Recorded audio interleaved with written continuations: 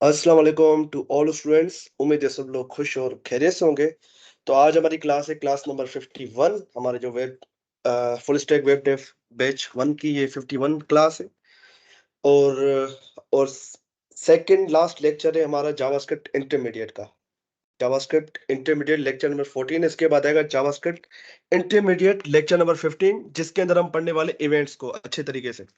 ठीक है, इवेंट्स के अंदर बहुत सारी चीजें होती है, वो हम देखेंगे। अभी हमने सिर्फ ऑन क्लिक जो है वो सॉरी इनलाइन इवेंट देखे थे, और एक प्रॉपर्टी देखी थी किसी भी एलिमेंट के अंदर जो एक प्रॉपर्टी होती है इवेंट वाली, वो देखी थी। अब तीसरा तरीका देखेंगे, उसके अंदर हम एड इवेंट लिसनर का, और वो नेक्स्ट क्लास में होगा हमारा, जो कि हमारी होगी 15 क्लास लास्ट होगी इंटरमीडिएट की।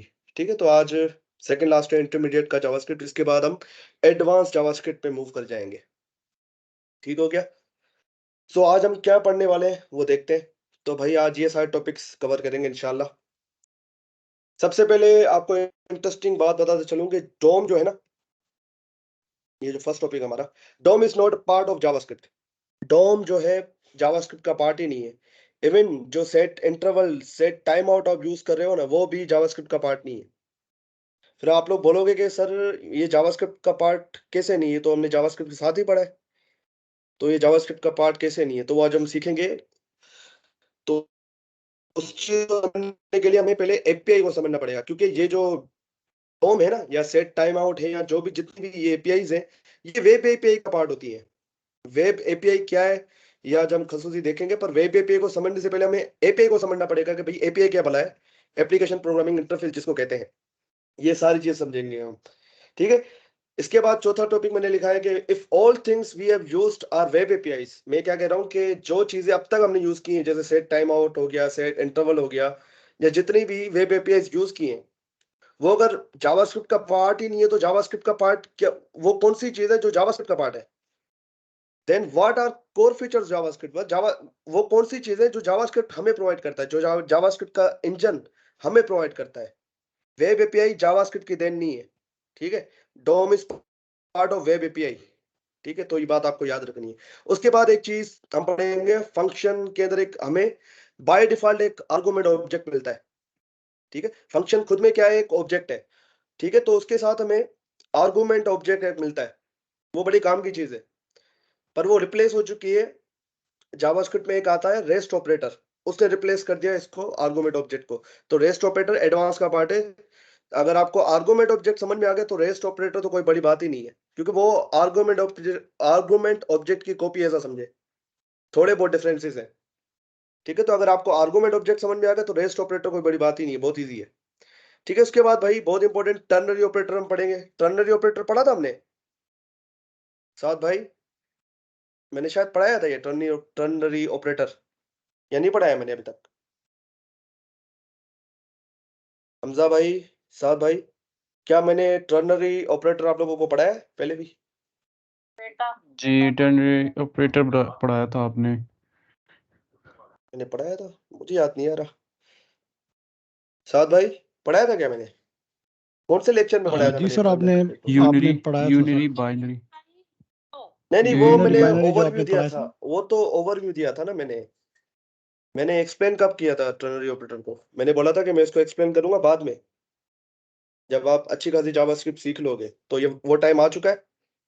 ठीक है, तो टर्नरी ऑपरेटर क्या है, कंडीशनल स्टेटमेंट है। ठीक है, ये इफ एल्स की तरह काम करती है। तो इफ एल्स में और टर्नरी ऑपरेटर में फर्क क्या हुआ? अगर ये इफ एल्स की तरह काम करती है, तो हम टर्नरी ऑपरेटर को क्यों यूज करें? ठीक है, बात समझ में आ रही है कि अगर इफ एल्स के जैसा है टर्नरी ऑपरेटर, तो why should we use ternary operator? क्यों ना हम इफ एल्स को यूज करें? तो वो भी देखेंगे आज। उसके बाद एक चीज आती है हमारे पास, क्लास लिस्ट ऑब्जेक्ट। ठीक है, इसको भी देखेंगे। क्लास लिस्ट, ये क्लासेस को मैनेज करने के लिए आती है। हमारे पास जो HTML में हम क्लासेस देते हैं ना, तो जावास्क्रिप्ट के थ्रू उसको आप चेंज, रिमूव, ऐड करा सकते हो डायनेमिकली। ठीक है, मैं क्या बात कर रहा हूँ, लाइक दिस, मैंने एक डिव बनाया, यहाँ एक क्लास दे दी मैंने, ठीक है, जीत नाम की। अब चाहो तो आप इस क्लास को रिमूव करवा सकते हो, यहाँ पर एक दूसरी क्लास ऐड कर सकते हो। ठीक है, और यहाँ पर आप क्लास को टॉगल भी करा सकते हो कि क्लास होगी तो आ जाएगी, और अगर नहीं होगी तो मतलब नहीं होगी तो आ जाएगी, अगर आ जाएगी तो उसको आप टॉगल मतलब वाइस वर्सा हम देखेंगे आगे। मैं अभी समझा नहीं पा रहा हूँ, जब आप देखोगे तो आपको समझ में आएगा। ठीक है, तो हम इसको देखेंगे। उसके बाद भाई difference between class name and class list. आपको पता है क्लास नेम की प्रॉपर्टी हमने पढ़ी थी, तो क्लास नेम की प्रॉपर्टी हमें क्या देती है? हमजा भाई या साद भाई, आप दोनों में से कोई बताए। क्लास नेम की प्रॉपर्टी मैंने आपको दिखाई थी, क्या करती है? क्लास नेम की प्रॉपर्टी क्या करती है? क्लास नेम की प्रॉपर्टी जो एक्सेस करती है एलिमेंट्स को। नहीं, नहीं, ये नहीं है। क्लास नेम की प्रॉपर्टी हमने देखी थी एलिमेंट के अंदर। क्लास नेम की प्रॉपर्टी क्या होती है? मैंने बताया भी था एक वीडियो के अंदर।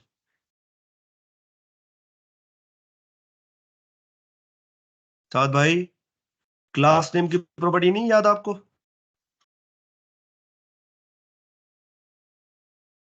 ठीक है, मैंने ये डिव सर बनाया हुआ है 49 जी और सर, यहाँ पर 49 इसको मैं क्लास मैंने नहीं आईडी दे देखी देता अभी। हूँ। भाई देखो ना, क्या कर रहे हो यार? आईडी से एक्सेस कर रहा हूँ उसको। तो मैं इसको कंसोल डॉट लॉग करके देखते हैं। कंसोल डॉट लॉग, और यहाँ लिखा मैंने आईडी का नाम क्या था? कुमार था डॉट क्लास नेम। ये हमें क्या देता है वो देख लेते हैं। ठीक है, अब इसके कंसोल में जाएंगे।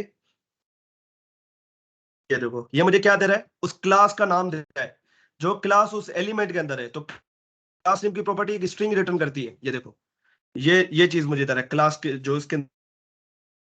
अगर मैं यहाँ मल्टीपल क्लासेस दूं तो वो एक स्ट्रिंग की फॉर्मेट में मुझे शो करेगा। ये देखो, ये सारी वो जो मैंने क्लास के अंदर लिखा हुआ है। तो क्लास नेम की प्रॉपर्टी ये करती है। ठीक है, तो क्लास नेम और क्लास लिस्ट में क्या फर्क है वो देखेंगे हम। मेन चीज क्या है? क्लास नेम और क्लास लिस्ट में क्या फर्क है वो देखेंगे। ज्यादातर आप क्लास लिस्ट का यूज करोगे बजाय क्लास नेम के। ठीक है, उसके बाद भाई ओवरव्यू ऑफ बल्क प्रोजेक्ट, जो मैंने आप लोगों को होमवर्क भी दिया था कि आपको करना है ये बल्क प्रोजेक्ट।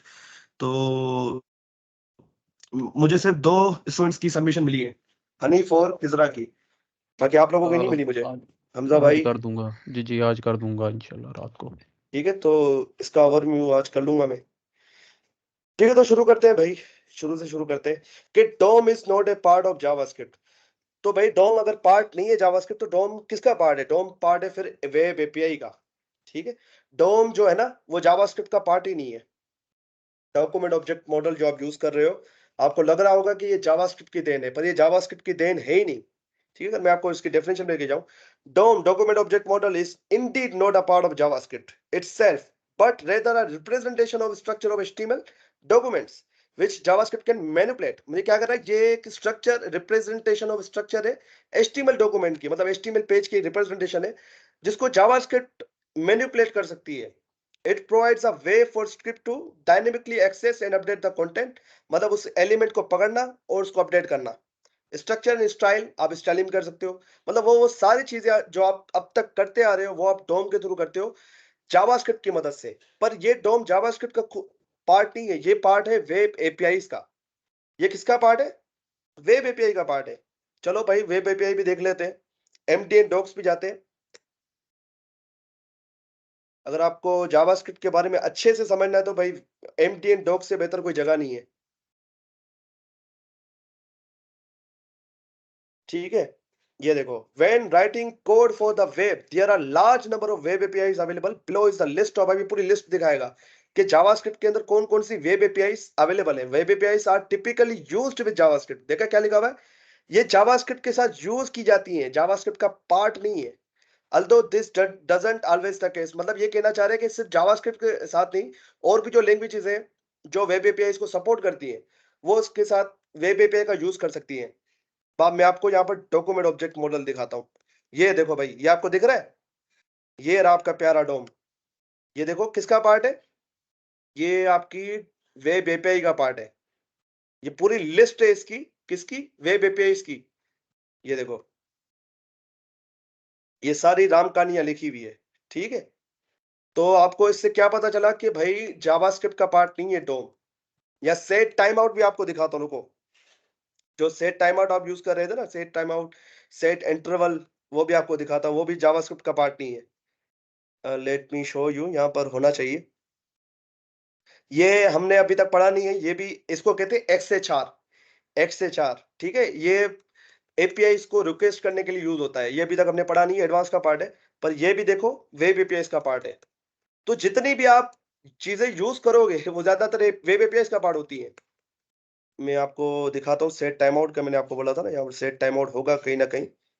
ये स्टोरेज भी, जिसमें लोकल स्टोरेज और सेशन स्टोरेज आपका आ जाता है, वो भी अभी अभी तक पढ़ा नहीं, वो एडवांस का पार्ट है, ठीक है। तो उसको भी देखेंगे हम, वो भी आप अपने इस पे यूज करोगे प्रोजेक्ट्स में। मुझे सेट टाइम आउट की यहाँ दिख नहीं रही, पर सेट टाइम आउट इसी का ही पार्ट है, वेब एपीआई का पार्ट है। पर मुझे यहाँ दिख नहीं रही, आप चेक चेक कर लेना खुद से, ठीक है। ये कंसोल एपीआई भी दिखा रहा है, कंसोल एपीआई, ये मेरे ख्याल से वो, हाँ ये देखो console dot log, even console dot log जो है ना वो भी भाई वेब एपीआई का पार्ट है। आप जो कंसोल डॉट लॉग यूज कर रहे हो ना, ये भी वेब एपीआई का पार्ट है। तो आप लोग सर खो जाओगे कि भाई सर ये फिर जावास्क्रिप्ट का पार्ट क्या चीज है, एपीआई क्या चीज है, वो भी अब मैं आपको दिखाऊंगा। पर मैं आपको समझाना चाह रहा हूँ कि वेब एपीआई का पार्ट है सारी चीजें। ये कंसोल डॉट लॉग हो गया, सेट इंटरवल हो गया, सेट टाइम आउट हो गया, या जो भी चीज आप अब तक यूज करते अरे वो सारी इसकी वेब एपीआई का पार्ट है। तो भाई जावास्क्रिप्ट के, फिर जावास्क्रिप्ट हमें क्या प्रोवाइड कर रही है, ठीक है। फिर जावास्क्रिप्ट हमें क्या प्रोवाइड कर रही है, सारी चीजें वेब एपीआई का पार्ट है, फिर जावास्क्रिप्ट में क्या प्रोवाइड कर रही है, तो उसको देख लेते हैं। यहां पर मैंने लिख रखा है, while web APIs provide additional functionality and capabilities to JavaScript, के क्या कह रहा है कि web APIs additional functionality provide करती है जावास्क्रिप्ट को when running in a browser environment। ये ब्राउजर एनवायरनमेंट की बात कर रहा है, क्योंकि जावास्क्रिप्ट आपको पता है सर्वर साइड भी चलती है। सिर्फ जावास्क्रिप्ट अब ब्राउजर की हद तक नहीं रह चुकी है। पहले जब जावास्क्रिप्ट बनी थी 1995 में, वो सिर्फ जब ब्राउजर में काम किया करती थी। अब जावास्क्रिप्ट को आप सर्वर्स पे भी यूज कर सकते हो, मतलब अपने अपने कंप्यूटर को सर्वर बना सकते हो जावास्क्रिप्ट के थ्रू। पहले वो पीएचपी के थ्रू बनता था, जावा के थ्रू बनता था, रूबी एंड रेल्स के थ्रू बनता था। अब आप उसको नोड जेएस के थ्रू बना सकते हो। नोड जेएस क्या है, सर्वर साइड प्रोग्रामिंग के लिए यूज होता है, जिसमें जावास्क्रिप्ट यूज होती है, ठीक है। तो ये ब्राउजर एनवायरनमेंट की बात कर रहा है, running in the browser environment. The core feature of JavaScript in, अब बता रहे हैं कि भाई जावास्क्रिप्ट के अपने फीचर्स क्या है। तो जावास्क्रिप्ट आपको सिंटैक्स प्रोवाइड करता है, जावास्क्रिप्ट खुद आपको डेटा टाइप्स प्रोवाइड करता है, ये स्ट्रिंग नंबर ये सारी जावास्क्रिप्ट की देन है।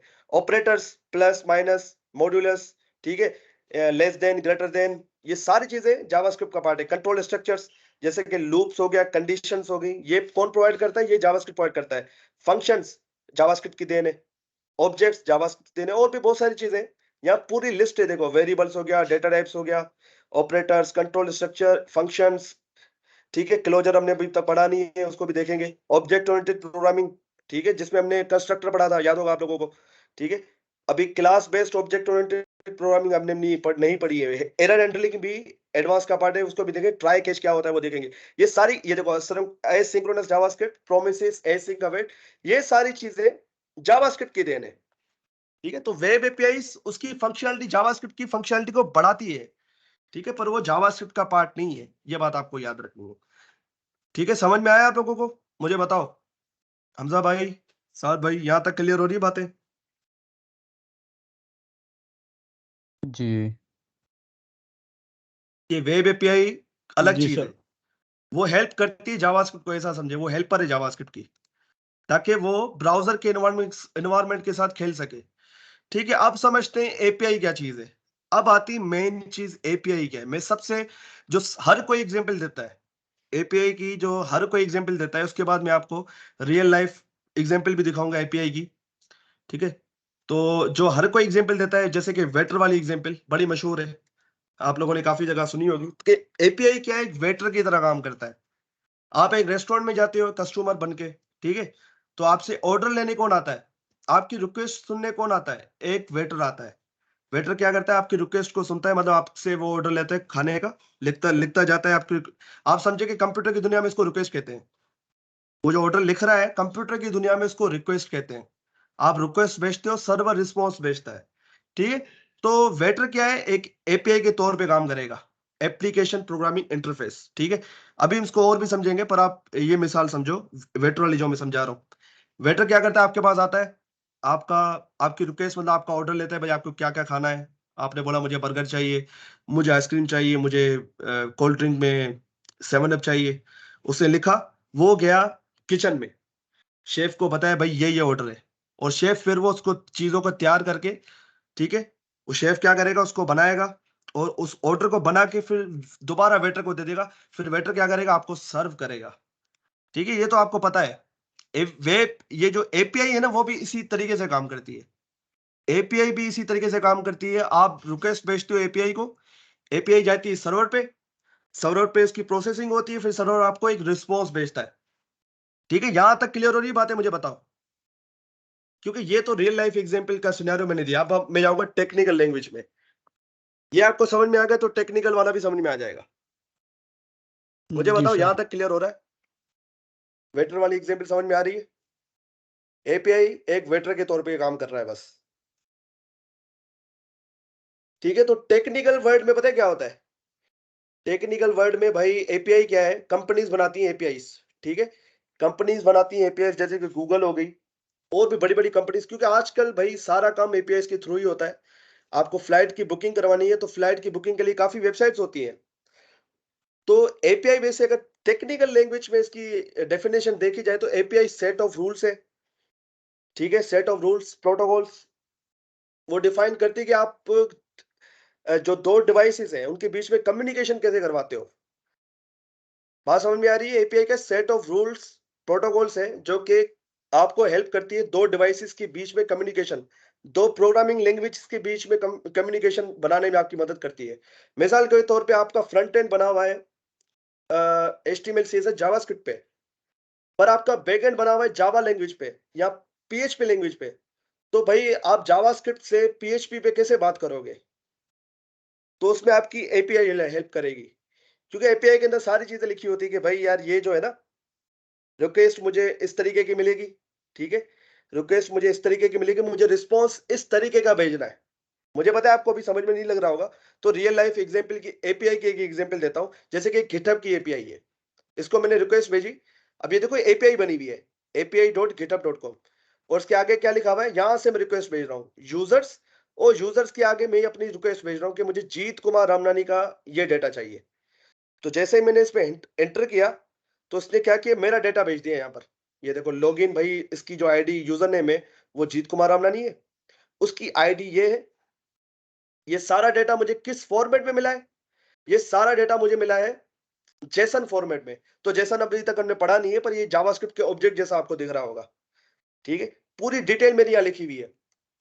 तो कंपनी ने क्या किया, गेटअप वालों ने क्या किया, आपको एक एपीआई बना के दे दी कि वो नहीं चाहती कि आप डायरेक्टली उनके डेटाबेस को एक्सेस करो। अगर उनके डायरेक्टली आप डेटाबेस को एक्सेस करोगे डेटा को निकालने के लिए, तो वो तो भाई खतरे में पड़ जाएगा। आप उसके डेटाबेस को हैक भी कर सकते हो, उसके अंदर जो डेटा पड़ा हुआ है उसको डिलीट भी कर सकते हो। तो एपीआई क्या करती है, आपने एपीआई बना दी, एपीआई वो कंट्रोल मैनर में आपको डेटा को एक्सेस देती है, कि मतलब वो पहले से डिफाइन कर देते हैं कंपनी वाले कि भाई इस बंदे को क्या क्या डिटेल्स देनी है, जब वो रिक्वेस्ट भेजेगा मुझे मुझे क्या प्रोवाइड करना है उसको। तो ये एपीआई के अंदर डिफाइन होता है। आप एपीआई को रिक्वेस्ट भेजते हो, जाती है सर्वर के पास, सर्वर चेक करता है कि भाई हाँ यूजर नेम वैलिड है, मतलब पूरे सिक्योरिटी चेक वो कंप्लीट कर लेता है। उसके बाद वो रिस्पॉन्स भेजता है। तो रिस्पॉन्स वो किस फॉर्मेट में भेजता है भाई? वो भेजता है इस फॉर्मेट में, जेसन फॉर्मेट में। ठीक है, तो एपीआई क्या, सेट ऑफ स्टैंडर्ड से रूल से प्रोटोकॉल है, मतलब किस तरीके से बात होगी दो सिस्टम के बीच में, दो सिस्टम्स के बीच में। ये एक मेरा सिस्टम है, क्लाइंट का सिस्टम है, जैसे कि मेरा लैपटॉप है, मैं बात करूंगा गूगल के सर्वर से या गिटहब के सर्वर से मैं भी बात कर रहा हूं। मैंने रिक्वेस्ट भेजी गिटहब के सर्वर को। ठीक है, ये रिक्वेस्ट गई गिटहब के सर्वर पे, मेरे लैपटॉप से, मतलब मेरे सिस्टम से गिटहब के सिस्टम पे कम्युनिकेशन हो रहा है। मैं रिक्वेस्ट भेज रहा हूं तो गिटहब का जो सर्वर है मुझे ये रिस्पॉन्स भेज रहा है। सो दिस इज एपीआई, और इसके अलावा कुछ भी नहीं है। एक एक फॉर्मेट हमने डिसाइड कर लिया कि हम जो भी डेटा भेजेंगे वो जेसन फॉर्मेट में भेजेंगे। जो भी डेटा आपके पास आएगा उसका एक प्री प्लान्ड प्री डिफाइंड एक फॉर्मेट होगा। तो वो प्री डिफाइंड जो फॉर्मेट आजकल पूरी दुनिया में यूज हो रहा है वो ये यूज हो रहा है। पहले एक्सएमएल यूज होता था, आप टेक्स्ट भी भेज सकते हो, पर वो स्टैंडर्ड नहीं है। स्टैंडर्ड क्या है, जेसन है। पहले एक्सएमएल यूज होता था, पर एक्सएमएल वो अब इतना यूज नहीं होता, वो भारी होता है काफी साइज में, ये थोड़ा हल्का होता है। तो हमें ऐसी चीज यूज करनी जो हल्की हल्की से हल्की हो, क्योंकि डेटा जो है वो नेटवर्क से आता है।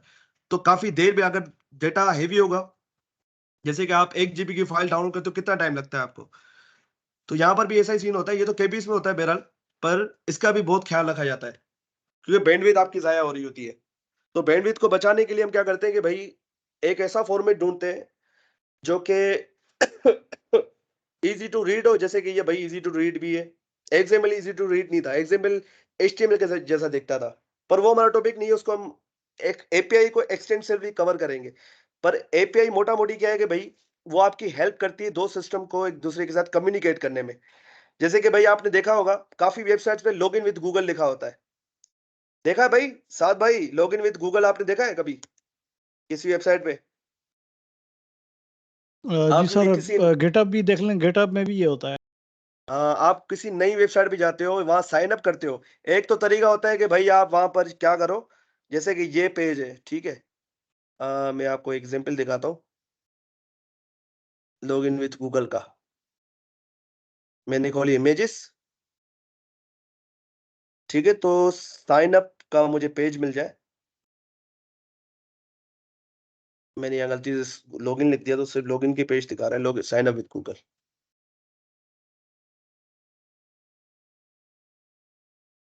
ठीक है, तो ये एक एग्जांपल है, ठीक है, मिसाल के तौर पे। तो देखो यहाँ पर क्या लिखा हुआ है, sign up with Google, sign up with Clever और साइन अप विथ ईमेल लिखा हुआ है। तो ईमेल में पता है आपको, उसके अंदर भाई आपको अपना नाम भी देना पड़ेगा, आपको अपना ईमेल भी देना पड़ेगा, आपको उसके अंदर बहुत सारी चीजें खुद से लिखनी पड़ेगी। पर साइन अप विथ गूगल से क्या होगा कि भाई आप एक क्लिक करोगे, ये जो वेबसाइट है नोडिंग, ये अलग सिस्टम है, गूगल का सिस्टम अलग है। ये क्या करेगी, जैसे आप इस पे क्लिक करोगे ये जाके गूगल की वेबसाइट पे, गूगल के सर्वर पे रिक्वेस्ट मारेगी कि मुझे इस यूजर का डेटा चाहिए, इस यूजर का डेटा चाहिए। तो गूगल क्या करेगी, इन रिटर्न उसको डेटा भेज देगी इस वेबसाइट को। तो ऑटोमेटिक वो सारा डेटा जो है यहाँ पर फिल हो जाएगा। आपने देखा होगा कि भाई आप लॉगिन विद या साइन अप विद गूगल करते हो तो ऑटोमेटिक आपकी पिक्चर भी आ जाती है जो गूगल पे लगी होती है, नाम भी वही होता है जो गूगल पे लगा होता है, जो गूगल पे आपका सेव होता है वही नाम वहां उस वेबसाइट पे भी लग जाता है। तो ये एपीआई का कमाल है, ये सारी चीजें एपीआई के थ्रू हो रही हैं। ठीक है, अगर आप खुद से लिखने जाओगे तो उसमें टाइम लगेगा, आपको पूरे आपका एड्रेस भी लिखना पड़ेगा। पर लॉगिन विद गूगल से क्या हुआ कि सारी चीजें जो गूगल में आपने स्टोर कर रखी है, जो गूगल में आपने लिखी हुई कि मेरा एड्रेस ये है, मेरा नाम ये है, मेरा फोन नंबर ये है, वो ऑटोमेटिक वो सारी चीजें वहां से गूगल के सर्वर से निकाल लेगा। पर कंट्रोल मैनर में, गूगल उसको पूरी चीजों को एक्सेस नहीं देगा। वो गूगल गूगल के पास आपका पासवर्ड भी होगा, वो पासवर्ड का एक्सेस नहीं देगा। तो एपीआई का ये फायदा है कि उसके अंदर सिक्योरिटी भी होती है, जितनी चीजें गूगल चाह रहा है उसको भेजना उतनी ही भेजता है। तो बजाय डायरेक्टली गूगल के डेटाबेस में जाके वो सारी चीजें निकालने के, तो उन्होंने आपको एपीआई दे दी कि भाई आप एपीआई का यूज करो। उसमें एपीआई में उन्होंने डिफाइन कर दिया कि भाई डेटा कौन कौन सा डेटा जाएगा, क्योंकि हम आगे जाके हम खुद की एपीआई भी बनाएंगे इंशाल्लाह। आगे जाके हम हमारे प्रोजेक्ट में जैसे कि बैकएंड हम जब शुरू करेंगे तो वहां पर हम सारी एपीआई बनाएंगे नोड जेएस पे। तो आपको तब समझ में आएगा एपीआई की भाई एपीआई है क्या, जब आप खुद एपीआई बनाओगे। तो ये तो बनी बनाई जैसे कि मैं अभी बनी बनाई एपीआई यूज कर रहा हूँ गेटअप की, ये बनी बनाई एपीआई एपीआई है, एपीआई है। ठीक है, तो मुझे पता नहीं है बिहाइंड द सीन इन्होंने क्या कर रखा है। एपीआई का ये भी फायदा है कि बिहाइंड द सीन क्या हो रहा है, जैसे कि लॉगिन विद गूगल किया, पीछे बिहाइंड द सीन क्या हो रहा है, मुझे मेरा डेटा मिल रहा है। बस कंपनी को, जो कंपनी गूगल की सर्विस यूज कर रही है लॉगिन विद गूगल वाली, उसको ये पता नहीं कि गूगल ने इस चीज को इंप्लीमेंट कैसे किया है। उसको बस उस यूजर का डेटा मिल रहा है, उससे वो खुश है। लाइक वेदर की अगर मैं एग्जांपल दूं, ये जो वेदर का डेटा आपने देखा होगा, वेदर एप्लीकेशन आपने देखी होगी, तो अगर सोचो आप अगर अपनी वेदर की एप्लीकेशन बनाओ तो भाई उसमें आपको क्या चीजें रिकॉर्ड होंगी, मुझे बताओ।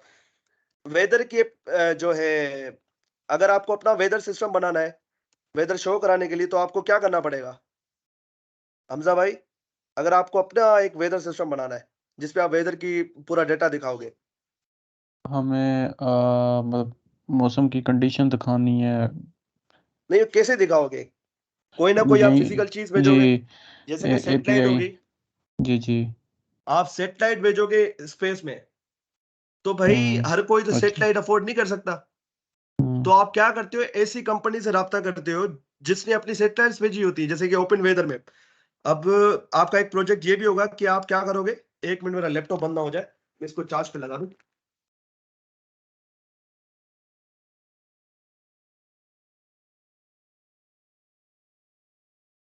अच्छा, सॉरी, लैपटॉप मेरा बंद होने वाला था। अच्छा ये देखो, ये मुझसे मेरी लोकेशन मांग रहा है, ताकि वो मुझे अपने हिसाब से मेरी लोकेशन के हिसाब में मेरा अभी डेटा दिखाएगा। यहाँ पर हैदराबाद आ जाएगा, ठीक है।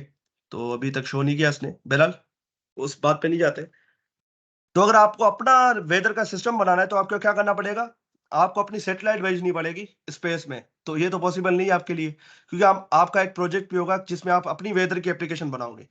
तो आप क्या अपनी सैटेलाइट भेजोगे? नहीं भेजोगे। आप क्या करोगे, ऐसी सर्विसेज का फायदा उठाओगे, ओपन वेदर जैसी होगी। इन्होंने अपनी सैटेलाइट्स भेजी हुई है, इन्होंने अपनी इन्वेस्टमेंट की हुई है। ये क्या करती है, आपको एपीआई दे देती है। ये देखो एपीआई लिखा हुआ है। ये क्या करती है, आपको अपने सर्वर का थोड़ा सा एक्सेस दे देती है एपीआई के थ्रू, कि भाई आपको ये एपीआई दे रहे हैं हम, इसके थ्रू आप हमारा जो डेटा है, थोड़ा बहुत डेटा, ज्यादा डेटा नहीं, जितना वो डेटा शो कराना चाहते हैं आपको सिर्फ वो डेटा देते हैं, ठीक है। ज्यादा डेटा देखना तो पैसे देने पड़ते हैं। एपीआई पैसों पे भी मिलती है, कुछ एपीआई फ्री होती है, ठीक है। उसमें लिमिट लगी होती है कि भाई इतनी रिक्वेस्ट वो आपकी हैंडल करेगा, 100-200 रिक्वेस्ट, उसके बाद वो आपसे पैसे मांगने लग जाता है, ठीक है। तो ऐसी सर्विसेज का हम यूज करेंगे जब हम वेदर की एप्लीकेशन बनाओगे। आप अपनी सैटेलाइट ही भेजोगे, इन्होंने अपनी सैटेलाइट भेजी हुई है, अभी अपनी सर्विसेज को बेच रहे हैं एपीआई के थ्रू। तो एक एपीआई इकोनॉमी की टर्म भी यूज होती है, जिसमें क्या होता है कि एपीआई के थ्रू लोग पैसे कमाते हैं, एपीआई बनाते हैं, फिर वो लोगों को एपीआई का एक्सेस देते हैं, फिर उनसे पैसे चार्ज करते हैं कि भाई आपको पर मंथ में इतना, या पर रिक्वेस्ट, मतलब एक रिक्वेस्ट लगी, जैसे कि अभी मैं इस पे एक हिट कर रहा हूँ, ठीक है, एक हिट कर रहा हूँ मतलब एक रिक्वेस्ट भेज रहा हूँ, तो एक रिक्वेस्ट के भी चार्ज होते हैं $0.01 इतने समथिंग, या $0.001 एक रिक्वेस्ट का वो चार्ज करते हैं। तो वो जब एपीआई पे हम आएंगे तब इसको देखेंगे। मुझे बताओ यहां तक बातें क्लियर हो रही है? एपीआई की थोड़ी नो हाव हो रही है, क्योंकि ये पूरा एपीआई का लेक्चर नहीं है। एपीआई पे हम पूरा एक अच्छा खासा लेक्चर करेंगे जिसमें हम एपीआई जो जी है सर, समझ आ रहा टेस्ट है। भी करेंगे, ठीक है। तो वेब एपीआई क्या है, ये ब्राउजर प्रोवाइड करता है हमें। अब आपको वेब एपीआई की समझ लेगी कि वेब एपीआई क्या है, ये ब्राउजर प्रोवाइड करता है। आपने देखा होगा ये कंसोल क्या है, ब्राउजर का पार्ट है। ये कंसोल क्या है, मुझे बताओ साद भाई, ये कंसोल किसका पार्ट है? Sir window. नहीं, ये कंसोल जो आपके सामने खुला हुआ है ये, जी सर, वो तो ये ब्राउजर। वैसे हर ब्राउजर का चीज पार्ट है। जावास्क्रिप्ट के अंदर विंडो का पार्ट होती है, पर ये ब्राउजर का पार्ट है। मैं ये कहना चाह रहा हूं, ये किसका पार्ट है, ब्राउजर का पार्ट है। सर तो अगर ब्राउजर का पार्ट। जावास्क्रिप्ट को इसको एक्सेस करना है तो इसको ब्राउजर से परमिशन लेनी पड़ेगी। वो फिर उसको एक्सेस कैसे करेगी, उसको एक्सेस करने के लिए उसकी एपीआई यूज करनी पड़ेगी, कंसोल नाम की एपीआई। ये जो आप यूज कर रहे हैं ना कंसोल, ये एक एपीआई है। ये तो है एक ऑब्जेक्ट ही। मैंने क्या बोला था, कोई ना कोई फॉर्मेट में आपको डेटा भेजता है वो एपीआई जो होती है, ठीक है। वो जो एपीआई में देख रहे थे ना, वेदर एपीआई, ये होती है रेस्टफुल एपीआई।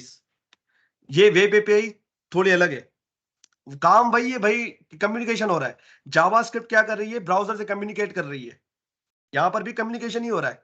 पर ये जो है ना वेदर की एपीआई जो हम देख रहे थे, वेदर का डेटा लाना है, जो आप आगे जाके एपीआई का यूज करोगे, वो रेस्टफुल एपीआई होती है। रेस्टफुल एपीआई क्या है उस पर हम नहीं जाते अभी, पर हम उसको समझेंगे जब हम एडवांस जावास्क्रिप्ट पे आएंगे। तो इंशाल्लाह आपको वो चीजें वहां समझ में आएंगी। कहाँ था मैं, कौन से पेज पे था?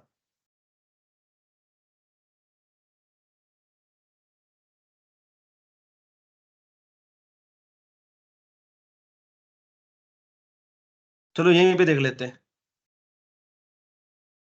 मैंने कंसोल लिखा तो क्या हुआ, मेरे पास ये डेटा आ गया पूरा इसका, मतलब ये पूरा ऑब्जेक्ट आ गया कंसोल का। अब जिसमें ब्राउजर ने मुझे इतने सारे मेथड दे दिए हैं, ये ब्राउजर मुझे प्रोवाइड कर रहा है कि आप कंसोल में क्या क्या चीजों का एक्सेस कर सकते हो, किन किन चीजों का। आपको हर चीज का उसने एक्सेस नहीं दिया है, ये बात आप याद रखिएगा। ब्राउजर ने हर चीज का आपको एक्सेस नहीं दिया हुआ है।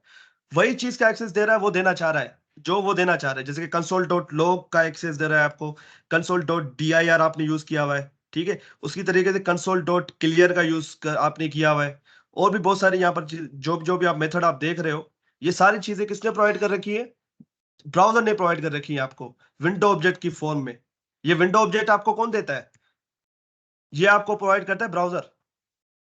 शुरू में हमने पढ़ा था ब्राउजर ऑब्जेक्ट मॉडल, ये विंडो ऑब्जेक्ट उस ब्राउजर को रिप्रेजेंट करता है। तो ये देखो अलर्ट भी ये इसका पार्ट है अपना, वेब एपीआई, ये सारी चीजें वेब, ये देखो सेट क्लियर टाइम आउट, अपना जो है cookies, local storage, session storage, सारी चीजें किसका पार्ट है, ये सारी चीजें पार्ट है हमारी जो है वेब एपीआई का। जो भी अभी अब तक हम चीजें यूज करते आ रहे हैं। बाकी जो फंक्शन हो गया, जो ऑब्जेक्ट हो गया, वो कोर फीचर्स मतलब वो जावास्क्रिप्ट को बिलोंग करते हैं। पर ये सारी जो चीजें है ना, नेविगेटर ऑब्जेक्ट हो गया, जिसपे आप अपनी लोकेशन, यूजर की लोकेशन निकाल सकते हो, मतलब जो भी ब्राउजर रिलेटेड चीजें हैं सारी किसको बिलोंग करती हैं, वेब एपीआईज को बिलोंग करती है। और ये वेब एपीआईज कौन प्रोवाइड करता है हमें? ये वेब एपीआईज हमें प्रोवाइड करता है ब्राउजर। तो ये आपको नॉलेज होनी चाहिए। हर कोई नहीं, ये कोई भी नहीं पढ़ा रहा है मेरे ख्याल से। यूट्यूब पे मैंने बहुत सर्च किया, मुझे नहीं मिला कि वेब एपीआईज क्या होता है। ये मैंने खुद से स्टडी किया, इसको समझा है यूट्यूब पे। मतलब कोई पढ़ा ही नहीं रहा कि भाई डोम जो है वो जावास्क्रिप्ट का पार्ट ही नहीं है। वैसे पढ़ा तो रहे डोम के बारे में, पर ये कोई नहीं बता रहा कि जावास्क्रिप्ट का पार्ट ही नहीं है ये। जब मैंने उसको सुना, मैंने पढ़ा यार जो डोम जो है जावास्क्रिप्ट का पार्ट कैसे नहीं है, तो मुझे बड़ी हैरानी हुई थी यार, ये तो नई बात पता चली है मुझे। ठीक है, मुझे बताओ यहां तक क्लियर हुआ? वेब एपीआई क्लियर हुआ आप लोगों को? जी सर। ये DOM is not part of JavaScript, API क्या होती है, वेब एपीआई क्या होती है। ठीक है, ये if all things we have used, ये भी हमने समझ लिया। अब आते हैं भाई फंक्शन, आर्गुमेंट, ऑब्जेक्ट। इसको समझने के लिए मैं आपको एक एग्जांपल देता हूं, आपको उसमें से सारी चीजें समझ में आ जाएंगी। कभी आपने सोचा है ये जो कंसोल डॉट लॉग आप यूज करते हो, इसको आप कितने भी आर्गुमेंट दे दो सबको एक्सेप्ट करता है। ये देखो, जितने भी मैं आर्गुमेंट दे रहा हूं ये सबको एक्सेप्ट कर रहा है, इसमें कोई लिमिट नहीं है। और सबका आउटपुट देगा। ये देखो, ये मुझे सबका आउटपुट देगा। ये मुझे क्या कर रहा है, सबका आउटपुट देगा। मैं आपको खोल के दिखाता हूँ। ये देखो, मैंने 5 चीजें लिखी तो पांचों का पांचों आउटपुट दे दिया इसने मुझे। जितने इसको आर्गुमेंट मैं देना चाहूँ, मैं यहाँ पर आपको 1 2 3 करके दिखाता हूँ तो आपको वहां क्लियर हो। ये देखो 1 2 3 4 5 6 7, ये कॉमा सेपरेटेड सारे आर्गुमेंट है। ठीक है, ये देखो 1 2 3 4 5 6 7 8, यहाँ तक मैंने आर्गुमेंट दिए सारे, मुझे इसने शो कर दिए। अब उसी तरीके से अगर मैं यहाँ अपना एक फंक्शन बनाऊं, क्योंकि लॉग भी तो एक फंक्शन ही है ना, ये क्या एक फंक्शन ही है। किस ऑब्जेक्ट का पार्ट है? ये कंसोल ऑब्जेक्ट का पार्ट है। ठीक है, अभी हम वेब एपीआई में हम देख के आए। तो लॉग क्या एक फंक्शन है, मेथड है। ठीक है, ऑब्जेक्ट का पार्ट है तो मेथड है। और किसका मेथड है? कंसोल का मेथड है। हम अपना एक फंक्शन बना लेते हैं, जीत लॉग के नाम से एक फंक्शन बना लेता हूं, और यहां पर मैं सिर्फ 2 आर्गुमेंट को रिसीव करता हूं। ठीक है, और कंसोल करके देखते हैं इसको, रिटर्न कंसोल लोड लॉग के जैसा बनाते हैं इसको। ठीक है, और मैं ए और बी दो चीजें ये रिटर्न आई थिंक नहीं करेगा, बहरहाल देख लेते हैं। जीत लॉग, इसको मैंने कॉल किया और इसमें मेरे पास कर दिए ये 1 एंड 2। तो ये मुझे नहीं कर रहा शो, कोई शायद एरर आ रहा होगा इसमें। जीत लॉग,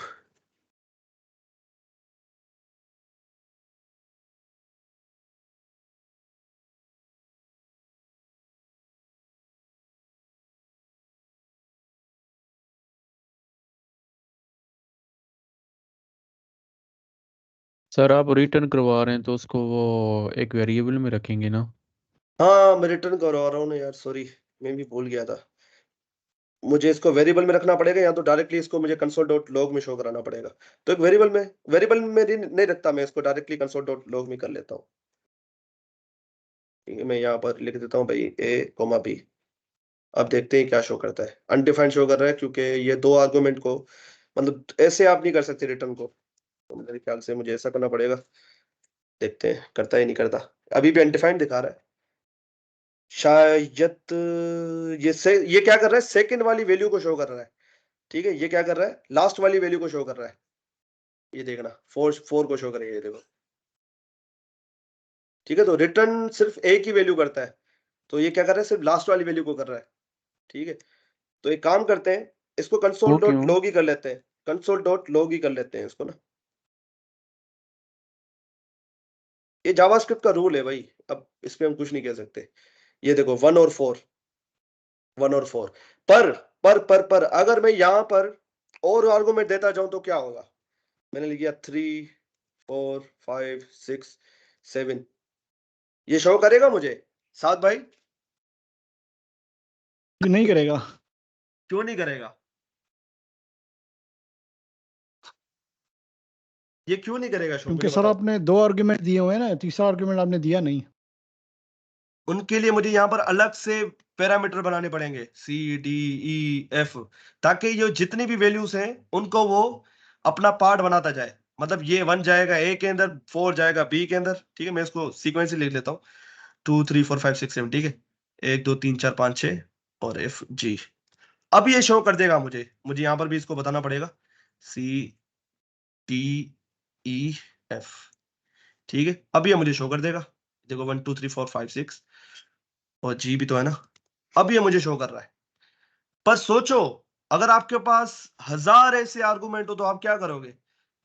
अगर आपके पास इस फंक्शन में 1000 आपको आर्गुमेंट देने हो तो आप क्या करो? आप ऐसे करोगे A B C D और ऐसे करते करते आप 1000 पैरामीटर बनाओगे। तो यहाँ पे वो अभी टर्निटी ऑपरेटर वाला वो डॉट वाला तो नहीं है हाँ, वो उसको वो? स्प्रेड कहते हैं ना, वो तो हम एडवांस में पढ़ेंगे। उसी के लिए तो हम आर्गुमेंट ऑब्जेक्ट पढ़ रहे हैं, क्योंकि पहले आर्गुमेंट ऑब्जेक्ट यूज होता था जब हमारे पास स्प्रेड ऑपरेटर नहीं था। ओ सॉरी, रेस्ट ऑपरेटर। पहले जब रेस्ट ऑपरेटर नहीं होता तो हम आर्गुमेंट ऑब्जेक्ट का यूज करते थे। तो आर्गुमेंट ऑब्जेक्ट में खुद भी कुछ मसले थे, जिसकी वजह से हमें रेस्ट ऑपरेटर बनाना पड़ा। बहरहाल, मेरी बात समझ में आ रही? मैं क्या कहना चाह रहा हूँ कि जितने आप आर्गुमेंट पैरामीटर यहाँ डिफाइन करोगे, उतने ही आप आर्गुमेंट यहाँ दे सकते हो। अब आप यहाँ पर और भी दे सकते हो, पर इनका कोई फायदा नहीं होगा ना, क्योंकि इनको रिसीव करने के लिए कोई चीज यहाँ पर है नहीं। मेरी बात समझ में आ रही है? उन आर्गुमेंट्स को रिसीव करने के लिए यहाँ पर कोई वेरिएबल हमने बनाया ही नहीं है जो इतनी सारी वैल्यूज को यहाँ अपने पास स्टोर कर सके। कंसोल में आप करोगे तो कंसोल में देखो कोई मसला नहीं है, वो जितनी चाहे वैल्यूज को एक्सेस कर सकता है। ये देखो 13 सबको शो करा देगा। ये देखो, ये मुझे सबको शो करा रहा है। देखो 14 लिखूंगा मैं, 1000 तक इसको लेके जाऊं, सबको शो कराएगा। पर ये देखो, ये सिर्फ मुझे 7 तक शो करवा रहा है, क्योंकि यहां पर मैंने सिर्फ 7 ही पैरामीटर बनाए हुए। तो इतनी सारी वैल्यूज मुझे अगर इसमें करवानी है शो, तो मुझे इतने सारे वेरिएबल्स यहाँ पर बनाने पड़ेंगे, यहाँ पैरामीटर मुझे बनाने पड़ेंगे। यहां तक बात समझ में आ रही तो मुझे बताओ। ये एक प्रॉब्लम है जिसको हम सॉल्व करते हैं आर्गुमेंट ऑब्जेक्ट।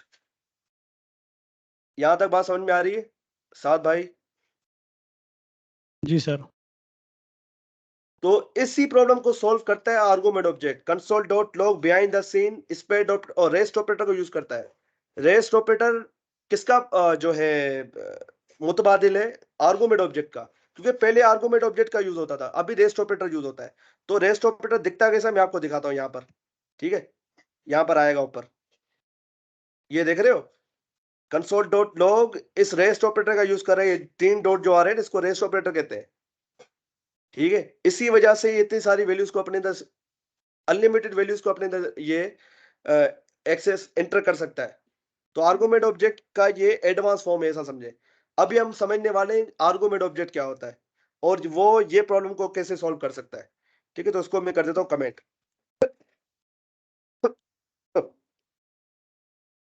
जीत न्यू लॉग, ठीक है। और यहां मैं कंसोल कराता हूं आर्गुमेंट्स। मैं क्या कर रहा हूं? आर्गुमेंट्स। पर आप देखो यहां पर मैंने कहीं भी आर्गुमेंट नाम का कोई वेरिएबल बनाया ही नहीं है। मैंने कहीं आर्गुमेंट नाम का वेरिएबल बनाया है साथ भाई? आपको कहीं दिख रहा है आर्गुमेंट नाम का? आर्गुमेंट्स, सॉरी आर्गुमेंट्स, आर्गुमेंट नहीं, आर्गुमेंट्स नहीं सर। नहीं बनाया। पर अगर मैं यहाँ पर इस फंक्शन को कॉल करूं, जीत न्यू लॉग को,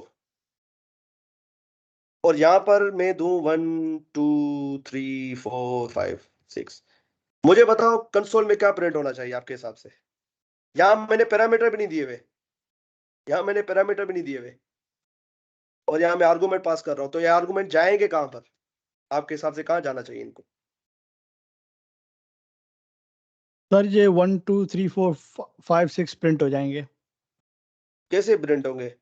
मैंने या तो कोई पैरामीटर बनाया ही नहीं है जो इसको एक्सेस करे और उसको मतलब रिसीव करे। सर यहाँ आर्गुमेंट हम जो लिखा है उसमें चीजें चले जाएंगे ये। यहाँ हम जो चीजें देते हैं उसको रिसीव करने के लिए कोई ना कोई वेरिएबल हमें यहाँ पर बनाना पड़ता है। बात समझ में आ रही है? तो देख लेते हैं भाई, ये मुझे क्या दे रहा है। ये मुझे एक आर्गुमेंट ऑब्जेक्ट दे रहा है, ये देखो। और एक किस फॉर्मेट में? एक एरे की फॉर्म में दे रहा है, ये देखो। ये देखो 0 1 2, ये सारी चीजें इस आर्गुमेंट ऑब्जेक्ट के अंदर आ चुकी हैं। देख रहे हो, मैंने आर्गुमेंट कहीं भी नहीं बनाया है। ये आर्गुमेंट भाई किसका पार्ट है? ये जावास्क्रिप्ट हमें प्रोवाइड कर रहा है खुद से, और आपको ये आर्गुमेंट से लिखना पड़ेगा। अगर आपने आर्गुमेंट लिख दिया ना, ये गलत हो जाएगा, ये देखना एरर दे देगा, argument is not defined. Arguments करोगे तो आपको शो करेगा। अब ये आर्गुमेंट्स है क्या, उसको देख लेते हैं। मैं क्या करता हूं, इस फंक्शन को कंसोल डॉट डर करता हूं, ठीक है, कंसोल डॉट डर। आपको पता है वो, आपको पता है कि भाई फंक्शन भी एक ऑब्जेक्ट ही होता है, ये हमने पढ़ा था, फंक्शन भी एक ऑब्जेक्ट ही होता है। तो फंक्शन को अगर मैं कंसोल डॉट डर करूं विथआउट कॉल करे, तो आप देखो ये मुझे एक ऑब्जेक्ट की तरह दिखाई देगा। और आप यहां पर देखो ये आर्गुमेंट्स आपको मिल रहा है, ये एक प्रॉपर्टी है फंक्शन ऑब्जेक्ट की। हर फंक्शन के साथ आर्गुमेंट्स नाम का एक आपको ऑब्जेक्ट मिलता ही मिलता है। उसी तरीके से कॉलर, ये कभी मैंने यूज नहीं किया। लेंथ, लेंथ मतलब कितने आर्गुमेंट आप प्रोवाइड कर रहे हो, इसकी लेंथ को संभाल के रखता है, ठीक है। अगर मैं यहां पर इसको कॉल करके देखते हैं, मैं यहां पर 1 2 3 4, अभी देखना ये लेंथ बताएगा 4। ये देखो लेंथ मुझे बता रहा है 4, देख रहे हो, ये मुझे लेंथ बता रहा है 4। इसको 1 मिनट के लिए मैं बंद कर देता हूं। मैंने यहाँ इसको कॉल कर दिया ना, तो इस वजह से शायद ये सही से काम नहीं कर रहा।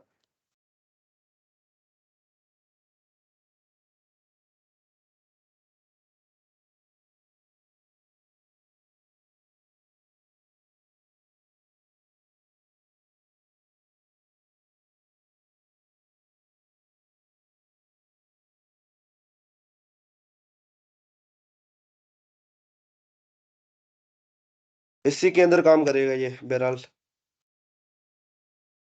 इसको बंद कर देते।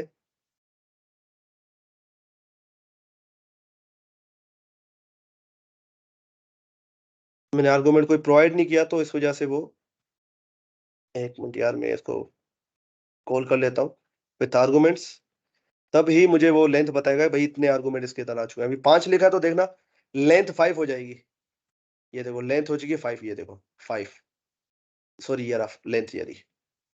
तो ये एक एरे जैसा ऑब्जेक्ट मुझे दे रहा है। आपको पता है बिहाइंड द सीन हर चीज एक ऑब्जेक्ट ही होती है, तो फंक्शन भी आपका एक ऑब्जेक्ट है। तो फंक्शन के साथ भी आपको ये प्रॉपर्टीज मिलती है भाई। देखो अगर मैं यहां पर लिखूं चीत न्यू लॉग डॉट नेम करके, अब आपने यहां पर देखा होगा एक नेम नाम की प्रॉपर्टी मुझे मिल रही है, एक नेम नाम की प्रॉपर्टी मुझे मिल रही थी। 1 मिनट के लिए यहां पर हटाता हूं मैं इसको, और यहां पर मैं आपको दिखाता हूं। ये देखो नेम नाम की प्रॉपर्टी जिसके अंदर स्टोर हुआ है उस फंक्शन का नाम, ये इस फंक्शन का नाम इसके अंदर स्टोर कर रखा है इसने, ठीक है। अगर मैं इसको करूं डॉट नेम, तो मुझे इस फंक्शन का नाम दिखाएगी। ये देखो जीत न्यू लॉग, ठीक है। तो ये आर्गुमेंट ऑब्जेक्ट क्या करता है, जितनी भी वैल्यूज आप इसको प्रोवाइड करते हो वो अपने अंदर स्टोर करता जाता है, ठीक है। कंसोल डॉट लॉग भी बिहाइंड द सीन यही आर्गुमेंट ऑब्जेक्ट यूज करती है, जिसको हम स्प्रेड ऑपरेटर बोलते हैं, क्योंकि वो एडवांस फॉर्म है आर्गुमेंट ऑब्जेक्ट का। तो जितने भी आप इसको आर्गुमेंट देते जाओगे वो कहां स्टोर होंगे, उस स्प्रेड ऑपरेटर, या अभी के लिए आप इसको कहो कि आर्गुमेंट ऑब्जेक्ट में। मैं जितने भी इसको आर्गुमेंट दे रहा हूं ये कहां स्टोर हो रहे हैं साथ भाई, ये जितने भी आर्गुमेंट प्रोवाइड कर रहा हूं ये कहां स्टोर हो रहे हैं, इतने सारे आर्गुमेंट प्रोवाइड कर दिए मैंने। ये सर, ये सारे आर्गुमेंट कहां जा रहे हैं, सर आर्ग्यूमेंट्स में स्टोर हो गई है। आर्गुमेंट्स, ये जो आपका ऑब्जेक्ट है ना आर्गुमेंट्स, वहां जाके स्टोर हो रहे हैं, क्योंकि फंक्शन भी बिहाइंड द सीन एक ऑब्जेक्ट ही होता है। ये देखो इसको मैं 1 मिनट के लिए बंद कर देता हूं। 1 मिनट, 1 मिनट में,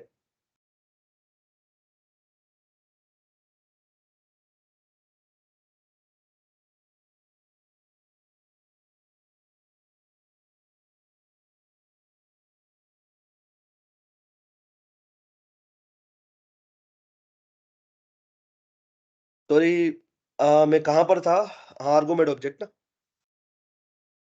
ठीक है। तो आर्गुमेंट ऑब्जेक्ट आपको एक एरे की तरह दिख रहा है। तो अगर एरे की तरह दिख रहा है, तो आपको पता है आप उसको, उसकी वैल्यूज को आप एक्सेस कैसे करते हो। अब अगर मुझे इस 3 वैल्यू को एक्सेस करना है, तो साथ भाई मुझे यहाँ पर क्या लिखना पड़ेगा, अगर मुझे इस 3 वैल्यू को एक्सेस करना है, तो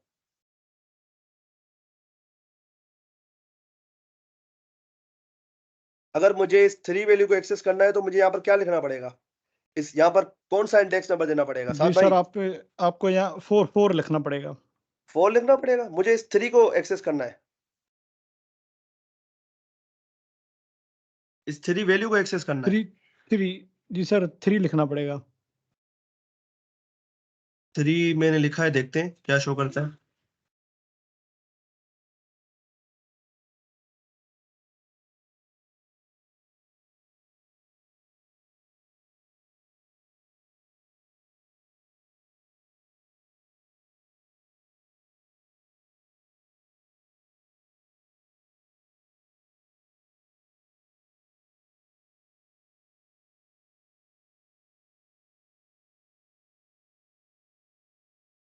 सर ये 2 होगा, सॉरी 2 होगा, 3 नहीं 2 होगा सर।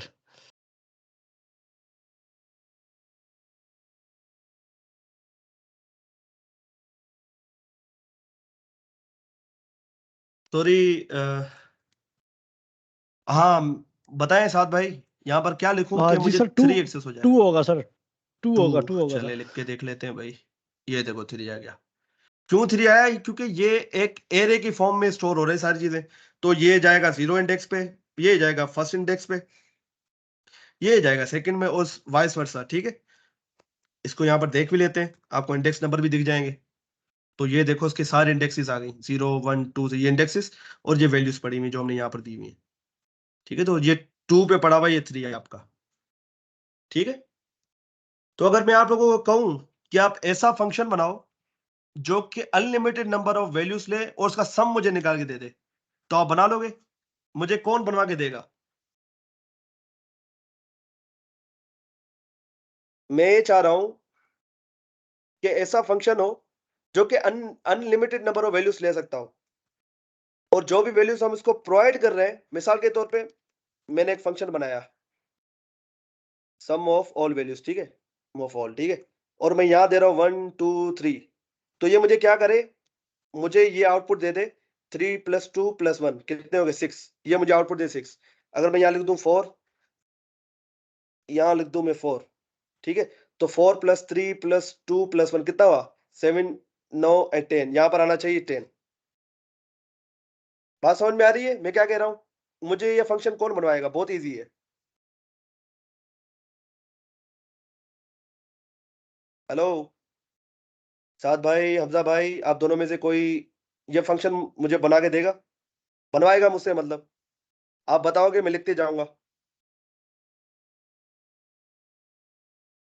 पर अभी ज़हन में नहीं आ रहा, ये मेरे ख्याल से फॉर लूप से किया था एक बार। बिल्कुल फॉर लूप से ही होगा, फॉर ऑफ से करेंगे इसको भी।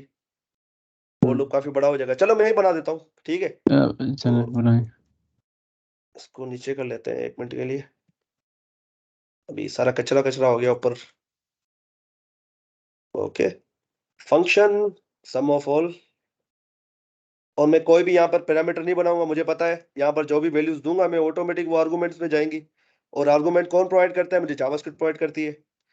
ठीक है, तो कंसोल डॉट लॉग अगर मैं कभी करके देखूं आर्गुमेंट्स को, तो मुझे यहाँ पर देखेगा भाई ये रहा। ठीक है, ये एक एरे के जैसा है, तो एरे पे आपको पता है हम लूप चला सकते हैं, तो हमारे पास काफी लूप्स हैं।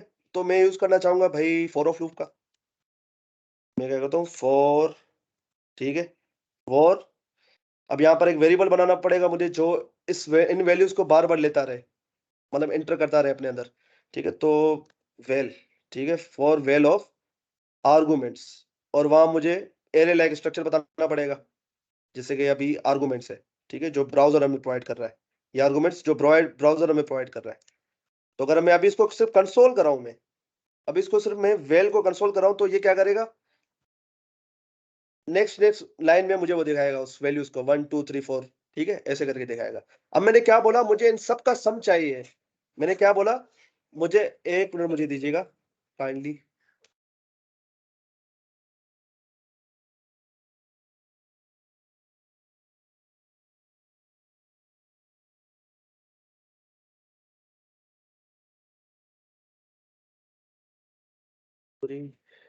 बच्चा आ गया था, रो रहा था वो।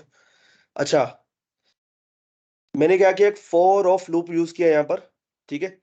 तो यहाँ पर ये जो वेरिएबल है इसमें एक एक वैल्यू आती रहेगी और यहाँ पर वो कंसोल कराती रहेगी। ठीक है, ये तो आपको पता है। अब मैंने क्या बोला कि मुझे ऐसा प्रोग्राम चाहिए जितने भी वैल्यूज यहाँ पर दूं वो मुझे उन सबका सम दे दे। ठीक है, तो उसके लिए मैं क्या करूंगा, यहाँ पर एक रिजल्ट नाम का वेरिएबल बनाऊंगा और इसको मैं कुछ नहीं दूंगा फिलहाल। ठीक है, और मैं इसको 0 दे देता हूँ। ठीक है, वरना वो अनडिफाइंड होगा, वो अनडिफाइंड के साथ अगर कोई चीज प्लस होगी तो वो नेन हो जाएगा, एन, तो वो नहीं चाह रहा मैं। और मैं क्या करूंगा, यहाँ पर इसको करता हूँ कंसोल और मैं करूंगा रिजल्ट प्लस इक्वल टू, इसका तो पता है ना, इसको तो एक्सप्लेन करने की मुझे जरूरत नहीं है। प्लस इक्वल टू ये क्या करता है साथ भाई, प्लस इक्वल टू क्या करेगा? सर उनको प्लस करेगा। मतलब कैसे? सर 1 को 2 में, 2 को 3 में, फिर 4 उसके साथ मतलब जो 4 को प्लस एग्जिस्टिंग करेगा। वैल्यू होगी ना, एग्जिस्टिंग वैल्यू होगी, मतलब अभी अभी रिजल्ट में पड़ा हुआ है 0, तो 0 यहाँ पर वेल आएगा 1। अगर मैं यहाँ पर वेल लिखा है तो यहाँ आएगा 1 और 1 जो है वो स्टोर हो जाएगा इसके अंदर, 0 + 1 होके स्टोर हो जाएगा रिजल्ट के अंदर। फिर दोबारा लूप चलेगा, वेल की वैल्यू हो जाएगी 2, तो 2 के अंदर अभी अभी हो जाएगा 1। ठीक है, पहले 0 पड़ा था तो हमने रिजल्ट के अंदर, ये पता क्या कर रहा है बिहाइंड द सीन, मैं पहले भी बता चुका हूँ, ये ऐसे काम करता है रिजल्ट प्लस वेल। तो रिजल्ट में अभी क्या पड़ा हुआ है 0 और वेल के अंदर भी क्या पड़ा हुआ है 1 पड़ा हुआ है, तो 0 + 1 हो जाएगा, रिजल्ट के अंदर 1 स्टोर हो जाएगा। रिजल्ट की करंट वैल्यू हो जाएगी 1, रिजल्ट की करंट वैल्यू हो जाएगी 1, करंट वैल्यू 1। ठीक है, फिर दूसरी इटरेशन चलेगी, दूसरी इटरेशन में क्या होगा, मतलब लूप के दूसरी बारी चलेगी, वेल की वैल्यू हो जाएगी, वेल की वैल्यू क्या हो जाएगी 2 हो जाएगी, तो होगा भाई 1, रिजल्ट में भी क्या पड़ा हुआ है 1, 1 प्लस वेल की वैल्यू 2, ये हो जाएगा 3, तो रिजल्ट की वैल्यू यहाँ पर नई वैल्यू आएगी 3, रिजल्ट हो जाएगा 3। ठीक है, उसके बाद नेक्स्ट इटरेशन चलेगी, वेल की वैल्यू हो जाएगी 3, मतलब 3 आएगा वेल के अंदर, तो वही काम चलेगा। अभी रिजल्ट के अंदर पड़ा हुआ है 3, 3 + 3 हो जाएगा 6, 3 + 3 हो जाएगा 6, तो रिजल्ट की नई वैल्यू बन गई 6। ठीक है, उसके बाद क्या होगा, नेक्स्ट इटरेशन चलेगी, वेल के अंदर आएगा 4। ठीक है, 4 + 6, अब रिजल्ट के अंदर क्या पड़ा हुआ है 6 और वेल के अंदर पड़ा हुआ है 4, 4 + 6 हो जाएगा 10, तो हमें फाइनल आउटपुट क्या मिलेगा, 10 मिलेगा। ये देखो फाइनल आउटपुट, ये तो मुझे कुछ शो ही नहीं, अच्छा मैं रिजल्ट को मैंने शो ही नहीं करवाया, तो इसको मैं फॉर ऑफ लूप के अंदर शो नहीं कराऊंगा, मैं इसको बाहर करवाऊंगा रिजल्ट को, ये बात आप याद रखना, इसको फॉर ऑफ लूप के अंदर मत करना। ये देखो 10 आ गया, अगर फॉर ऑफ लूप के अंदर करोगे तो होगा क्या वो भी देख लो, ये तो आपको पता होना चाहिए, पर फिर भी आपको करके दिखा देता हूँ। अगर फॉर ऑफ लूप के अंदर ही कंसोल को करा दिया तो ये भाई ऐसा होगा, जैसे यहाँ पर मैं आपको दिखा रहा हूँ 1 3 6 10, वही सेम की सेम चीज यहाँ पर हो रही थी 1 3 6 10, क्योंकि ये हर बार चलता रहेगा लूप ना। तो रिजल्ट की वैल्यू को हम शो करा रहे हैं, तो पहले रिजल्ट की वैल्यू 1 थी, फिर नेक्स्ट इटरेशन में वैल्यू उसकी 3 हो गई, फिर नेक्स्ट इटरेशन में वैल्यू हो गई 6, फिर नेक्स्ट इटरेशन में 10 हुई, पर हम इसको अभी करवा रहे हैं बाहर, तो ये पूरा काम कंप्लीट करके बाद में इसका रिजल्ट शो करें। आपको पता है जावास्क्रिप्ट सिंक्रोनस लैंग्वेज जब तक इसका काम पूरा नहीं हो जाता वो आगे नहीं बढ़ेगी, तो इस लाइन में कब आएगी, जब इस फॉर ऑफ लूप का काम कंप्लीट हो जाएगा। ठीक है, तो इसलिए हमें वो पूरी वैल्यू दिखा रहा है, ये अपना काम कंप्लीट कर लेगा, रिजल्ट की वैल्यू कर देगा 10 और ये आउटपुट हमें दे देगा। मेरे ख्याल से ये डीबगर कैसे चल गया भाई, मैंने तो चलाया नहीं था डीबगर। अरे भाई यहाँ डीबगर क्यों चल गया है, डीबगर मैंने तो चलाया ही नहीं है।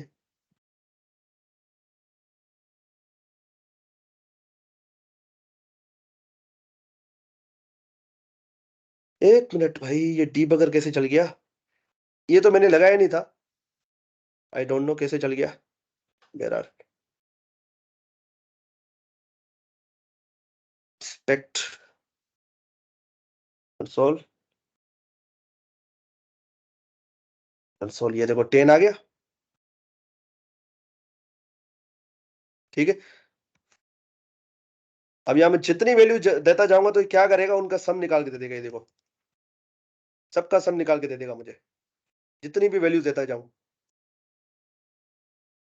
ये देखो 30,682, इन सब वैल्यूज का सम है ये। मुझे बताओ बात समझ में आई आप लोगों को? ये फॉर ऑफ लूप, सॉरी अपना आर्गुमेंट ऑब्जेक्ट क्या होता है, आर्गुमेंट सॉरी, आर्गुमेंट्स ऑब्जेक्ट क्या होता है, ये समझ में आया आप लोगों को?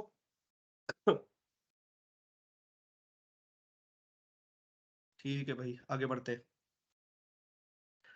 उसके बाद हम आते हैं टर्नरी ऑपरेटर पे, कि भाई ये टर्नरी ऑपरेटर क्या होता है। अभी तक हम यूज करते थे कोई भी काम करने के लिए, कोई भी कंडीशनल स्टेटमेंट के लिए, या तो हम स्विच का यूज करते थे या तो इफ एल्स का यूज करते थे। तो अभी हमारे पास एक और नई चीज आ गई है जिसको हम कहते हैं टर्नरी ऑपरेटर। उसके लिए मैं एक एग्जांपल बनाता हूं इफ एल्स वाली, ताकि आप उससे रिलेट कर पाओ। मैं एक वेरिएबल बना लेता हूं बाहर, फॉर एज, उसकी वैल्यू रख लेता हूं 18। If age is greater than 18, मतलब एज की जो वैल्यू अगर 18 से बड़ी है, तो आप क्या करो,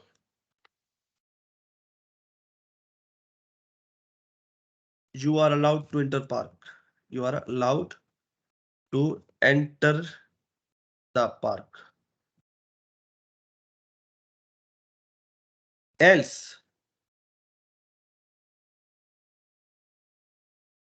you are not allowed.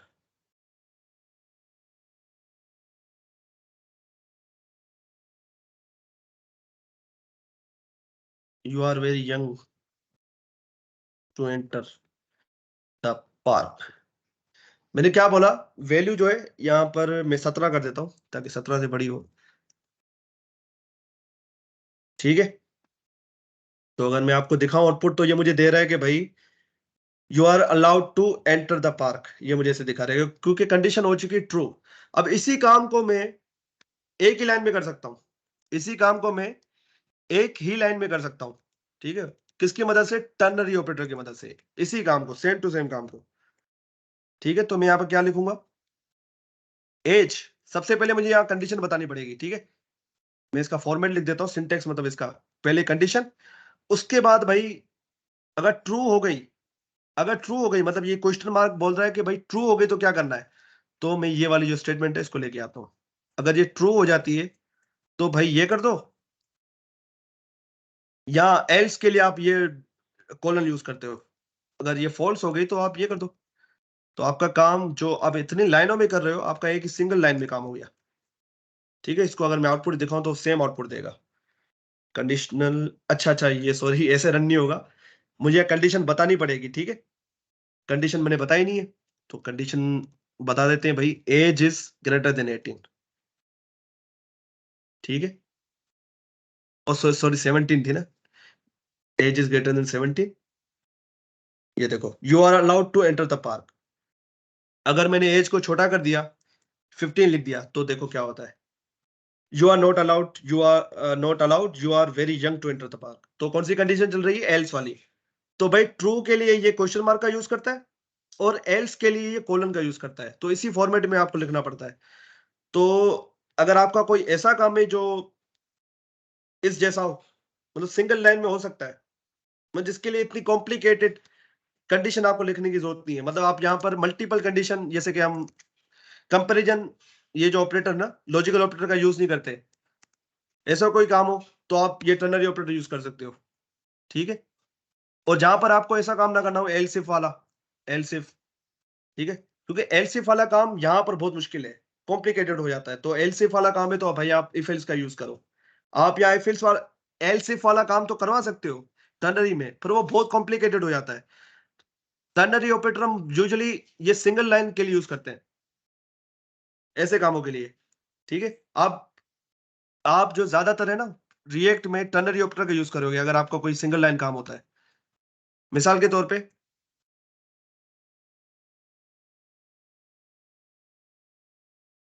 मैंने एक वेरिएबल बनाया, तो ये टर्नरी ऑपरेटर के एक्सप्रेशन की तरह काम करता है, पता है आपको। एक्सप्रेशन पता है, कोई ना कोई एक वैल्यू के अंदर रिजोल्व होता है।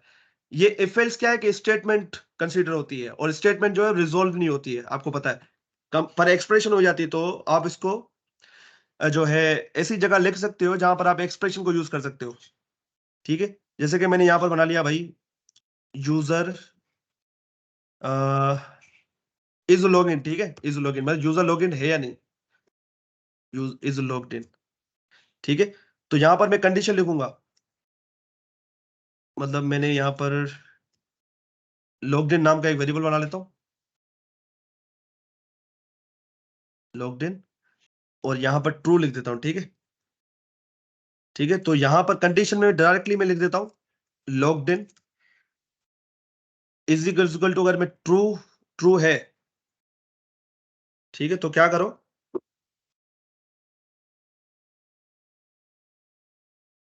एक मिनट, ये क्या आ गया है?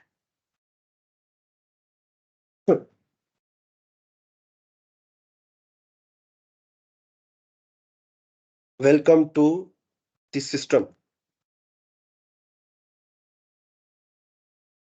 अदरवाइज अगर ये ट्रू नहीं है तो क्या करो, you are not authorised, you are not authorised. ठीक है, मुझे इस लॉगिन इसको बनाना था, बहरहाल मैंने गलती से उसको बना दिया।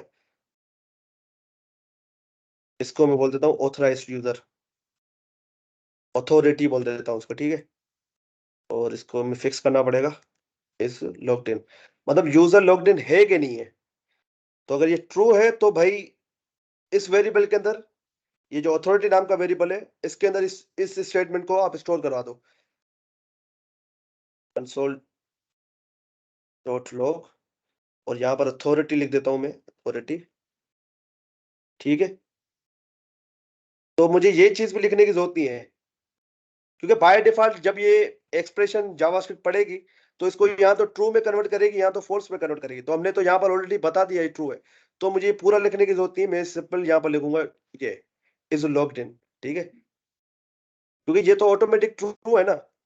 तो होगा क्या, अगर ये ट्रू होगी तो ये वाली चीज क्या होगी, इस वेरिएबल के अंदर स्टोर हो जाएगी।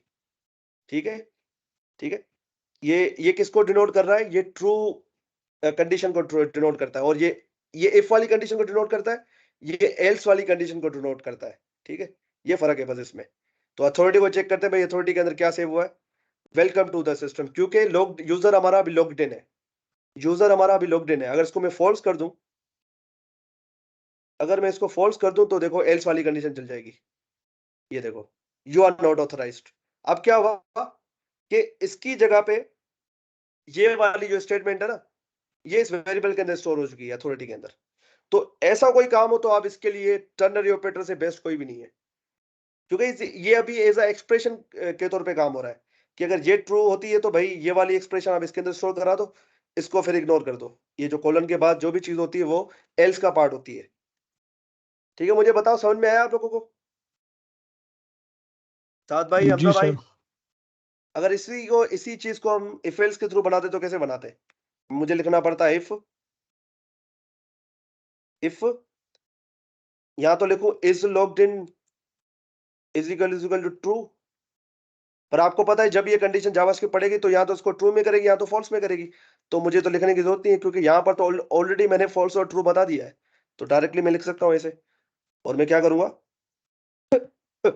अथॉरिटी नाम का वेरिएबल मैं थोड़ा यहाँ पर भी बना लेता हूँ। ठीक है, उसकी वैल्यू अभी कुछ भी नहीं रखता, खाली स्ट्रिंग रख लेता हूँ।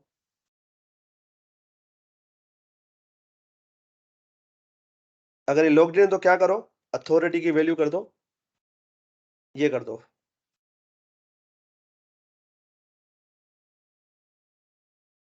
एल्स क्या करो, इस अथॉरिटी की वैल्यू क्या करो, ये कर दो, यू आर नॉट ऑथराइज्ड। अगर मैं इसको बंद करूं तो आप देखोगे मुझे सेम आउटपुट मिलेगा, यू आर नॉट ऑथराइज्ड, क्योंकि वो कंडीशन हो रही है फॉल्स। ये देखो फॉल्स लिखा हुआ है। अगर ये ट्रू लिख दूं तो ये वेलकम टू द सिस्टम। मुझे बताओ समझ में आया, टर्नरी ऑपरेटर समझ में आया? जी तो सर। रिएक्ट में इसका बड़ा यूज होता है, रिएक्ट में इसका बड़ा यूज होता है, इसका बात याद, ये बात अब याद रखना, इस पे अच्छा अर्थ रखना आप, रिएक्ट में बहुत ज्यादा यूज होता है ये टर्नरी ऑपरेटर। ठीक है, तो ट्रेनरी ऑपरेटर और ट्रेडिशनल इफ एल्स में आपको फर्क समझ में आ चुका है अभी ना, तो इसको तो मुझे अभी समझाने की जरूरत है नहीं। जब आपका कोई ऐसा काम हो जो वन लाइन में हो सकता है, जिसमें एल्स इफ का कोई चक्कर ना हो, तो आप ये टर्नरी ऑपरेटर यूज करो। अगर एल्स इफ का चक्कर है तो भाई ये बेस्ट है, इफ एल्स बेस्ट है।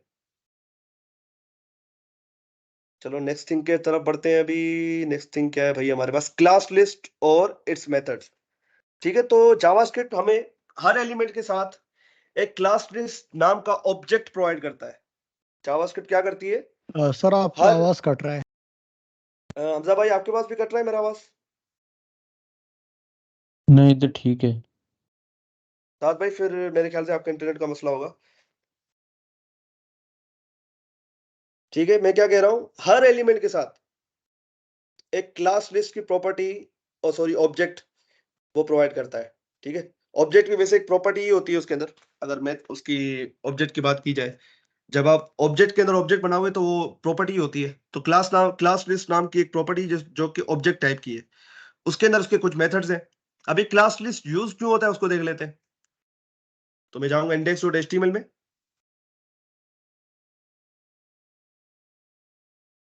और यहां पर मैं यहीं पर कर लेते हैं। एक काम करता हूं, इसको हटा देता हूं, मैं यहीं पे करके दिखा देता हूं। तो सबसे पहले मुझे div को सेलेक्ट करना पड़ेगा। तो हमने लास्ट क्लास में देखा था क्वेरी सेलेक्टर, मैं उसका यूज करूंगा। और क्वेरी सेलेक्टर आपको पता है CSS के जो है वो सेलेक्टर को एक्सेप्ट करता है। तो ये आईडी सेलेक्टर से मुझे इसको एक्सेप्ट करना है, तो मैं क्या करूंगा, हैश करके करूंगा कुमार। ठीक है, CSS में आप किसी भी आईडी को ऐसे सेलेक्ट करते हो, जो वही चीज है यहाँ पर भी। ठीक है, तो ये जो है div मेरे पास आ चुका है अभी ना जावास्क्रिप्ट में। अब मैं क्या करूंगा, यहाँ पर सबसे पहले इसको कंसोल करूंगा, console.dir करके देखते हैं। उस div को मैं एक ऑब्जेक्ट की फॉर्म में देखना चाहूंगा। ठीक है, तो हर एलिमेंट के साथ आपको पता है ये इतनी सारी प्रॉपर्टीज आती है। ठीक है, ये देख रहे हो, इतनी सारी प्रॉपर्टीज हर ऑब्जेक्ट के साथ आती है।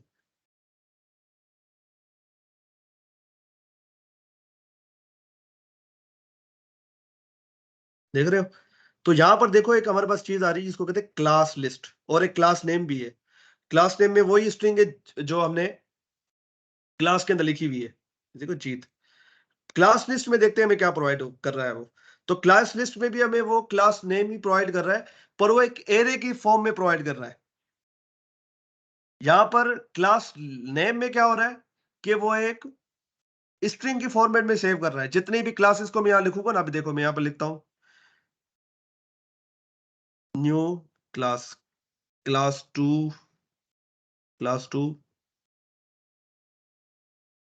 क्लास 3, इसको मैं जिस से हटा के क्लास 1 कर देता हूं। तो ये देखो, अगर मैं इसको खोलूं दोबारा,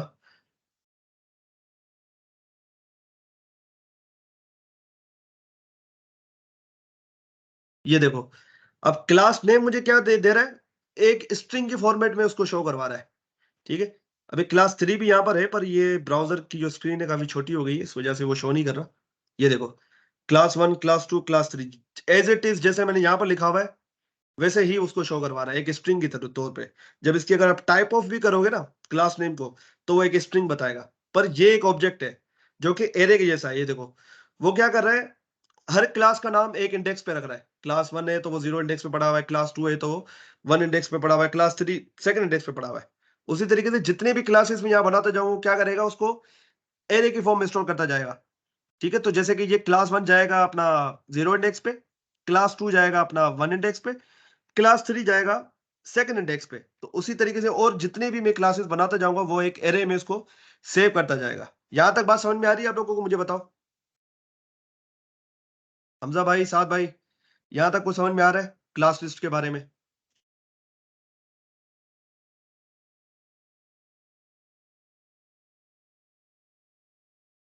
ठीक है, तो क्लास लिस्ट में आपने देख लिया कि एरे के फॉर्म में एक एरे लाइक ऑब्जेक्ट है हमारे पास। अब इसके प्रोटोटाइप में जाके देखते हैं ये क्या प्रोवाइड करता है, क्योंकि आपको पता है इसके मेथड्स भी होते हैं। तो यहां पर देखो, ये हमें कुछ मेथड्स भी प्रोवाइड कर रहा है। ठीक हो गया, एक मिनट यहां पर। ठीक है, तो इतने सारे हमारे पास यहाँ मेथड्स है, जैसे कंटेंट्स हो गया, ऐड हो गया, फॉर ईच भी इसके अंदर अवेलेबल है जो हमने एरे के साथ देखा था। ठीक है, उसी के साथ की आइटम है। पर हम पता है कौन कौन से यूज करेंगे, हम यूज करेंगे ऐड, जो हम सबसे ज्यादा यूज करते हैं। ऐड, एक कंटेंट्स, ठीक है, एक ऐड मेथड है, एक कंटेंट्स मेथड है। और इसके अलावा इसके अंदर आप रिमूव, किसी भी क्लास को रिमूव करना हो, एक रिप्लेस मेथड है, रिप्लेस तो हम यूज नहीं करते था, टॉगल, टॉगल सबसे ज्यादा यूज होता है। ठीक है, तो 3-4 मेथड है, मैं लिख भी लेता हूं यहां पर मैं लिख भी लेता हूं कौन कौन से मेथड है। एड, रिमूव, मैं एक ही लाइन में लिख लेता हूं तो बेहतर रहेगा।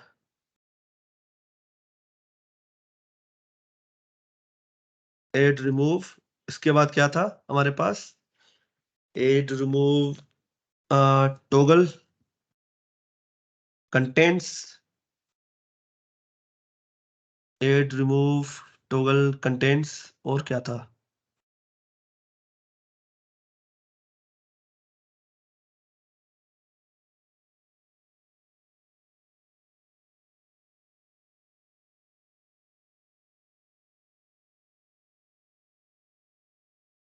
एड, कंटेंट्स,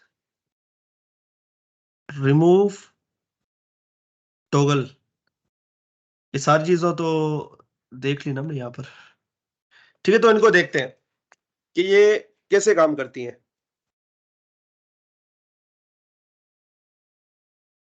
तो div तो हमारे पास आ चुका है, ठीक हो गया। तो मैं क्या कर सकता हूं, div dot class list dot remove. ठीक है, ये मेथड क्या करेगा, आप जो भी इसमें से क्लास को रिमूव करवाना चाहते हो, जैसे कि मैं चाह रहा हूं कि यार जैसे ही कोई बटन का क्लिक हो तो क्या हो, तो इसको एक काम करते हैं, किसी बटन के क्लिक पे करवा देते हैं कि भाई जब बटन का क्लिक हो तो क्या हो, ये रिमूव हो जाए बटन। और इसको आईडी देता हूं BTN के नाम से, क्लिक मी। ठीक है, क्लिक मी के नाम से बना दिया मैंने इसको, और उस बटन को भी हम एक्सेस कर लेते हैं। BTN is equal to document dot query selector, मैं ले देता हूँ हैश BTN। ठीक है, तो ये बटन भी मेरे पास आ चुका है। तो मैं चाह रहा हूँ कि यार जब भी बटन पे डॉट ऑन क्लिक, आपको पता है मेरे पास एक ऑन क्लिक की इवेंट की प्रॉपर्टी आती है बटन के साथ, और इसको एक फंक्शन असाइन करना पड़ता है। तो फंक्शन में यहीं पे बना रहा हूँ, जिसको हम इन्होंने फंक्शन कहते हैं। मैं क्या कर रहा हूँ कि जब भी इस बटन पे क्लिक हो तो क्या हो, इसमें से कोई ना कोई क्लास रिमूव हो जाए। तो मैं क्या करूंगा, div dot class list dot remove, और इस क्लास का नाम मुझे बताना पड़ेगा। तो मैं कह रहा हूँ कि भाई क्लास 1 रिमूव हो जाए। ठीक है, तो अभी अगर मैं आपको इसका स्ट्रक्चर दिखाऊं, यहाँ पर इसका डोम स्ट्रक्चर मैं आपको दिखाता हूँ, तो आपको क्लियरली दिखेगा कि भाई रिमूव हो रहा है नहीं हो रहा। ठीक है, बॉडी में आता हूँ। ठीक है, तो ये देखो आप, ये विजिबल है, मुझे बताओ। जी Yes. सर। ये देखो, ये रहा क्लास 1, क्लास 2, क्लास 3। अब मैं क्या करूंगा, जैसे इस बटन पे क्लिक करूंगा तो देखना ये क्लास 1 यहाँ से उड़ जाएगी। ये देखो, ये देखो क्लास 1 यहाँ से उड़ चुकी है। दिखाई दिया आपको, मुझे बताओ यार, आपको दिखाई दिया पता नहीं दिखाई दिया। मैंने इसको दोबारा जी सर। रिफ्रेश किया है। अब देखना, जैसे इस पे क्लिक करूंगा तो देखना क्लास 1 यहाँ से हो जाएगा गायब। ये देखो क्लास 1 हो गया गायब। ठीक है, ये तो आपने देख लिया रिमूव को। अब आप हम देखते हैं ऐड को। मैं इसी को कॉपी कर लेता हूँ, और ऐड, इसके ऐड वाले मेथड को कॉल करते हैं। ठीक है, मैं चाह रहा हूँ कि जैसे इस बटन पे क्लिक हो तो क्या हो, क्लास 4 ऐड हो जाए इनके साथ। अभी क्लास 1 है, क्लास 2 है, क्लास 3, मैं चाह रहा हूँ क्लास 4 भी ऐड हो जाए इसके बटन के क्लिक पे। तो जैसे क्लिक करूंगा तो क्या होगा, अभी देखना क्लास 1, क्लास 2, क्लास 3 है, और जैसे बटन पे क्लिक करूंगा तो क्या होगा, इसमें क्लास 4 ऐड हो जाएगी। ये देखो क्लास 4। आप चाह रहे हो मल्टीपल हो, मल्टीपल क्लासेस आप ऐड कराना चाहते हो, कोमा देके आप यहाँ पर और क्लासेस को भी ऐड करवा सकते हो, क्लास 5, जितने चाहो आर्गुमेंट इसको दे सकते हो, क्लास 6। ठीक है, ये देखो बटन पे क्लिक करूंगा मैं तो देखना, ये देखो क्लास 4, क्लास 5, क्लास 6। उसी तरीके से आप इसको रिमूव भी करा सकते हो, जिस तरीके से ऐड करवाया। आप चाह रहे हो कि मल्टीपल क्लासेस को रिमूव करवाना है, तो आप क्या करो, मैं चाह रहा हूँ कि क्लास 1 रिमूव हो जाए, पुरानी जो भी क्लासेस है सारी रिमूव कर दो, क्लास 2 और क्लास 3। अब जैसे ही बटन पे क्लिक हो तो क्या हो, हमारी पुरानी जितनी भी क्लासेस वो सारी उड़ जाए। ये देखो, वो अभी मैंने रिफ्रेश किया तो क्या हुआ है, जो पहले हमारा HTML कोड लिखा था वही कोड है। अब जैसे बटन पे क्लिक होगा तो क्या होगा, ये क्लासेस ऐड हो जाएंगी, ये क्लासेस रिमूव हो जाएंगी जो उसमें ऑलरेडी प्रेजेंट थी। अभी देखना मैं क्लिक करूंगा तो होगा क्या है, देखना यहाँ नोट करना, ये रिमूव हो जाएंगी, क्लास 4 क्लास 5 क्लास 6 आ जाएंगी। ये देखो वो रिमूव हो चुके हैं, क्लास 1 क्लास 2 क्लास 3। तो ये था रिमूव वाला मेथड जो कि क्लास लिस्ट के साथ आपके पास आता है। तो ये आप सर्टेन कंडीशन में यूज करते हो कि भाई आपको कब क्लास को उड़ाना है। आपने मिसाल के तौर पे कोई बटन के क्लिक पे चाह रहे हो कि आपने कोई ऐसी क्लास बनाई हुई है अच्छा HTML के अंदर जिसको आपने कुछ स्टाइल्स दे रखे हैं, तो आप चाह रहे हो जैसे ही बटन पे क्लिक हो वो क्लास ही उड़ जाए, तो क्लास उड़ गई तो सारे स्टाइल्स भी जो div पे या जो भी इस एलिमेंट पे लगे होंगे सारे उड़ जाएंगे। बात समझ में आ रही है मैं क्या कह रहा हूँ? साद भाई, हमजा भाई, जी जी कि सर। आप इन क्लास लिस्ट को यूज कब करोगे, तो इन कामों के लिए यूज होता है ये। ठीक है, रिमूव हो गया। इसके बाद भाई यहाँ पर एक कंटेंट्स नाम का भी होता है, ये आपको ट्रू या फॉल्स रिटर्न करेगा। ये क्या रिटर्न करता है, ट्रू या फॉल्स। ये बताता है कि भाई ये क्लास लिस्ट जो है ना आपकी, इसके अंदर एक क्लास पर्टिकुलर क्लास मौजूद है या नहीं है। जैसे कि मैं चेक करना चाह रहा हूं कि हमारे इस एलिमेंट में क्लास 1 है कि नहीं है। अभी मैं इसको कमेंट कर देता हूं, अभी के लिए मैं इसको कर देता हूं कमेंट। ठीक है, अभी कोड को देखेंगे तो ये मुझे कुछ ऐसा दिखेगा। ठीक है, इसको मैं ओपन करता हूं। ठीक है, अब मैं जैसे इस पे क्लिक करूंगा तो क्या ये मुझे रिटर्न करेगा, ट्रू। यहाँ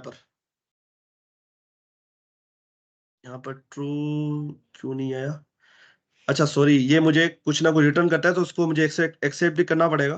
तो इसको मैं कंसोल डॉट लॉग पे कर लेता हूँ, तो मुझे आउटपुट देगा यहाँ तो ट्रू यहाँ तो फॉल्स। अभी देखना, जैसे इस पे क्लिक करूंगा तो ये मुझे फॉल्स दे रहा है कि भाई ये जो आपकी क्लास है ना, क्लास 1 क्लास 2 क्लास 1 जो हमने देखना चाह रहे हैं वो है ही नहीं इसके अंदर। देखो इसके अंदर क्लास 4 क्लास 5 क्लास 6 है, क्लास 1 कहीं भी नहीं है, क्योंकि मैंने यहाँ पर इसको गलती से जो है कमेंट कर दिया था। अभी देखते हैं, ये देखो क्लास 1 क्लास 2 क्लास 3। अब मैं इस पे क्लिक करूंगा तो देखो ये ट्रू मुझे दे रहा है, क्योंकि क्लास 1 इसके अंदर एग्जिस्ट करती है। तो ये आप तब यूज करोगे जब आपको इफ एल्स यूज करना हो कि भाई आप चाह रहे हो इफ आपका जो डिव है इसकी जो क्लास लिस्ट है डॉट कंटेंट्स, अगर ये वाली क्लास इसमें एग्जिस्ट करती है तो आप अपना पर्टिकुलर उसमें कोड रन करवा दो। ये आप तब यूज करते हो कि भाई आपका जो डिव है अगर इसमें ये क्लास एग्जिस्ट करती है तो आपको पता है यहाँ पर ये एक्सप्रेशन रिजोल्व हो जाएगी ट्रू या फॉल्स में। तो यहाँ अगर क्लास 1 होगी तो यहाँ आ जाएगा ट्रू, तो आपका ये वाला ब्लॉक चल जाएगा। अगर ये फॉल्स हो जाएगी तो एल्स वाला ब्लॉक चलेगा। तो ये आप तब यूज करोगे।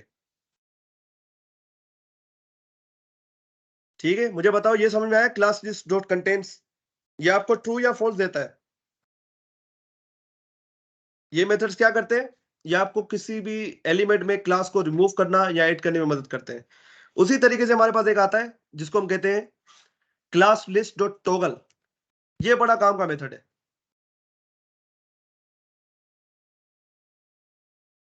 ये क्या करेगा कि क्लास अगर होगी तो उसको रिमूव करेगा, अगर नहीं होगी तो ऐड करेगा।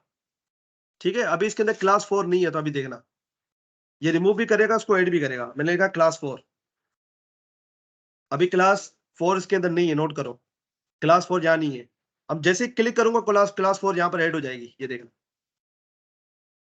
ये देखो क्लास 4 आ गई। ये दिख रहा है आपको साथ भाई? जी सर। ठीक है, अब दोबारा क्लिक करूंगा तो ये देखना क्या होगा, क्लास 4 रिमूव हो जाएगी, सिर्फ क्लास 4 रिमूव होगी। देखना ये रिमूव हो गई, ये देखो। तो एक ही क्लिक पे मेरा एक ही लाइन से क्या हो गया, रिमूव भी हो रहा है ऐड भी हो रहा है। देखो क्लास 4 वापस आ गई। दोबारा क्लिक करूंगा चली जाएगी। टॉगल का मतलब क्या होता है, अगर है तो इसको रिमूव कर दो, अगर नहीं है तो ऐड कर दो। तो वही काम कर रही है। देखो अगर इसके अंदर है जैसे क्लास 4 अभी है तो जैसे इस पे दोबारा क्लिक करूंगा तो इसको रिमूव कर देगा, नहीं है तो दोबारा ऐड कर दो। ये देखो ये है आपका टॉगल। तो ये आप बहुत यूज करोगे। आपकी कोई ऐसी एप्लीकेशन हो जैसे कि डार्क मोड के लिए, मैं ये बहुत मैंने यूज किया हुआ है इसको, डार्क मोड करने के लिए पेज को, जो आपने देखते हो ना वेबसाइट्स पे होता है डार्क मोड करने का। तो वो क्लास को हटा रहे और लगा रहे होते हैं। मैं आपको प्रोजेक्ट दिखा भी देता हूँ यहाँ पर, मेरे ख्याल से मैंने बनाया हुआ है, गिटहब पे पड़ा हुआ है मेरा। ये आपका भी प्रोजेक्ट होगा।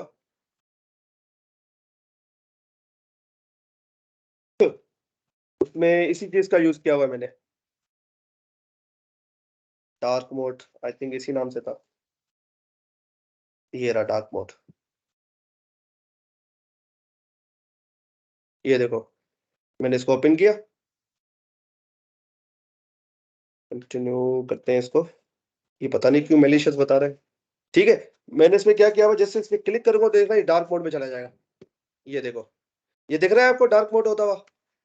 यहाँ इसका यहाँ टेक्स्ट कलर भी चेंज हो रहा है, इसका बैकग्राउंड कलर भी जी चेंज हो सर। रहा है, इसका टेक्स्ट कलर व्हाइट हो रहा है। ये देखो इसका जो टेक्स्ट कलर है वो भी देखो व्हाइट हो गया ब्लैक से। ये प्रॉपर एक उस पे जा रहा है अपना अपना क्या कहते हैं डार्क मोड में, और दोबारा उसमें आ रहा है। देखो टॉगल करने से क्या हो रहा है, एक ही क्लिक पे मेरा जो है डार्क मोड भी हो रहा है और डार्क मोड रिमूव भी हो रहा है। तो अगर मैं आपको डोम को दिखाऊं, इसके डोम को, इसकी अगर डोम को मैं आपको दिखाऊं तो एक क्लास इसमें रिमूव और ऐड हो रही होगी। तो ये तो काफी बड़ा कोड है, पर यहाँ पर मैं आपको दिखा देता हूँ। मैंने यहाँ पर टेलविन सीएसएस का यूज किया हुआ है।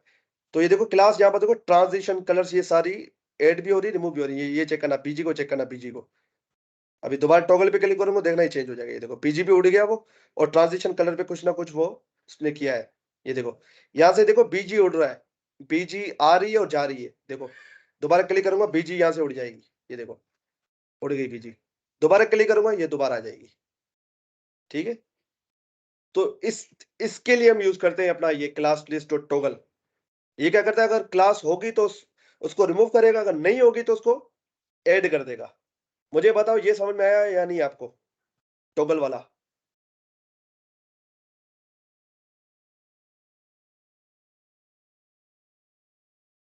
साथ भाई, हमजा भाई, टॉगल वाला समझ में आया?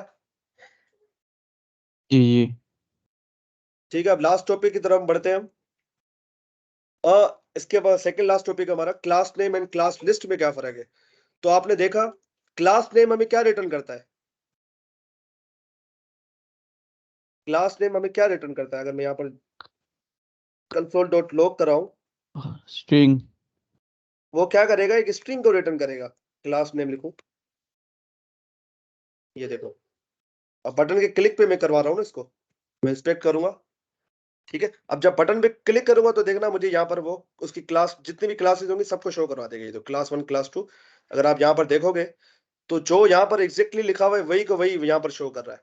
अब ये एक स्ट्रिंग है, यहाँ पर स्ट्रिंग के मेथड ही चल सकते हैं, आप इसके अंदर वो टॉगल या ऐड यूज नहीं कर सकते। ये क्योंकि एक स्ट्रिंग है। अगर मैं आपको उसकी टाइप ऑफ दिखाऊं, अगर मैं इसको टाइप ऑफ करके दिखाऊं तो ये एक स्ट्रिंग बताएगा मुझे, और स्ट्रिंग में आपको पता है स्ट्रिंग के मेथड्स ही यूज होते हैं। ये देखो अब अगर मुझे यहाँ पर कोई क्लास को ऐड करना हो तो कैसे करूंगा? आपको पता है स्ट्रिंग के साथ अगर कोई चीज हमें दूसरी जोड़नी हो, मिसाल के तौर पे आप मुझे यहाँ पर इस एलिमेंट में क्लास 4 को ऐड करना है बटन के क्लिक पे, तो मुझे क्या करना पड़ेगा आपको पता है? मुझे बताओ, अगर मुझे स्ट्रिंग में करना पड़ता, कोई क्लास को ऐड करना होता तो मैं कैसे करता? किसी भी नई स्ट्रिंग को ऐड करना होता तो कैसे करता मैं? साथ भाई, तो सर हम प्लस को इस्तेमाल करते हैं, प्लस कंकैटिनेशन को होती है इस्तेमाल सर। करते हैं, कनकैटिनेशन, बिल्कुल जबरदस्त। प्लस इक्वल करके मैं यहाँ पर लिख देता क्लास 4। ठीक है, ऐसे ही करता क्योंकि स्ट्रिंग है आपको पता है। अब मैं जैसे ही बटन पे क्लिक करूंगा तो देखना क्या होगा, मुझे टाइप ऑफ हटाना पड़ेगा, उसकी टाइप बता रहा है। मुझे एक्चुअली अब देखना था कि क्लास मेरे पास ऐड हुई कि नहीं हुई। ठीक है, अभी इसके ये भी खोल लेता हूँ, अभी देखना है यहाँ पर क्या होगा। क्लिक किया तो देख इसने कंकेट तो कर दिया, पर देखो यहाँ पर स्पेस नहीं है। मतलब ये एक ही क्लास कंसीडर होगी, क्लास 3 क्लास 4 एक ही क्लास, मतलब आपका ये काम खराब कर सकता है। एक नई क्लास बन चुकी है यहाँ पर, ये क्लास 3 तो मतलब समझो रही नहीं, क्योंकि वो क्लास 3 क्लास 4 नाम से एक नई क्लास बन चुकी है। यहाँ तो फिर आप क्या करो, यहाँ पर स्पेस दे दो। आप क्या करो, यहाँ पर स्पेस दे दो, फिर आपका ये काम हो जाएगा। ये देखो बटन पे क्लिक करूंगा तो ये देखो क्लास 4 ऐड तो हो चुकी है, पर यहाँ पर मुझे देखो ये पापड़ बेलना पड़ा। तो क्लास लिस्ट इससे अच्छा नहीं है हम class list dot add use करें और उसमें हम क्लास 4 लिख दें, वो ऑटोमेटिक साइज सेटिंग कर देगा। एक तो ये फर्क आपने देखा। अगर आपको रिमूव करना हो तो कैसे करोगे? मुझे बताओ, रिमूव करना हो तो कैसे करोगे? तो स्ट्रिंग में हमारे पास एक मेथड आता है भाई जिसको कहते हैं रिप्लेस। अब रिमूव नाम का तो कोई मेथड है नहीं स्ट्रिंग में, तो मुझे करना पड़ेगा रिप्लेस। अगर मैं आपको स्ट्रिंग के मेथड्स दिखाऊं, ये स्ट्रिंग के मेथड से भाई, क्योंकि आपको स्ट्रिंग रिटर्न कर रहा है तो स्ट्रिंग के मेथड ही चलेंगे इसमें। तो एक कॉनकेट है, आप कॉनकेट का भी मेथड यहाँ यूज कर सकते हो। आप नहीं चाह रहे हो कि ये तरीका यूज करो ऐड करने के लिए, आप क्या करो, यहाँ पर लिखो कॉनकेट। ठीक है, कॉनकेट में आप उसको बता दो भाई मुझे ये चीज को कॉनकेट करना है। पर यहाँ पर भी वही मसला आएगा, यहाँ पर भी वही मसला आएगा, ये देखो उसके साथ चिपका देगा उसको। यहाँ पर कोई मसला आ चुका है, एक मिनट, मेरे ख्याल से यहाँ पर कोई इशू है।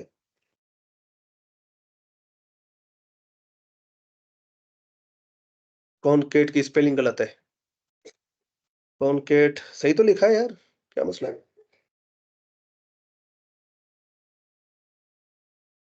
क्या मिस्टेक हो रही है मेरे से? कॉनकेट,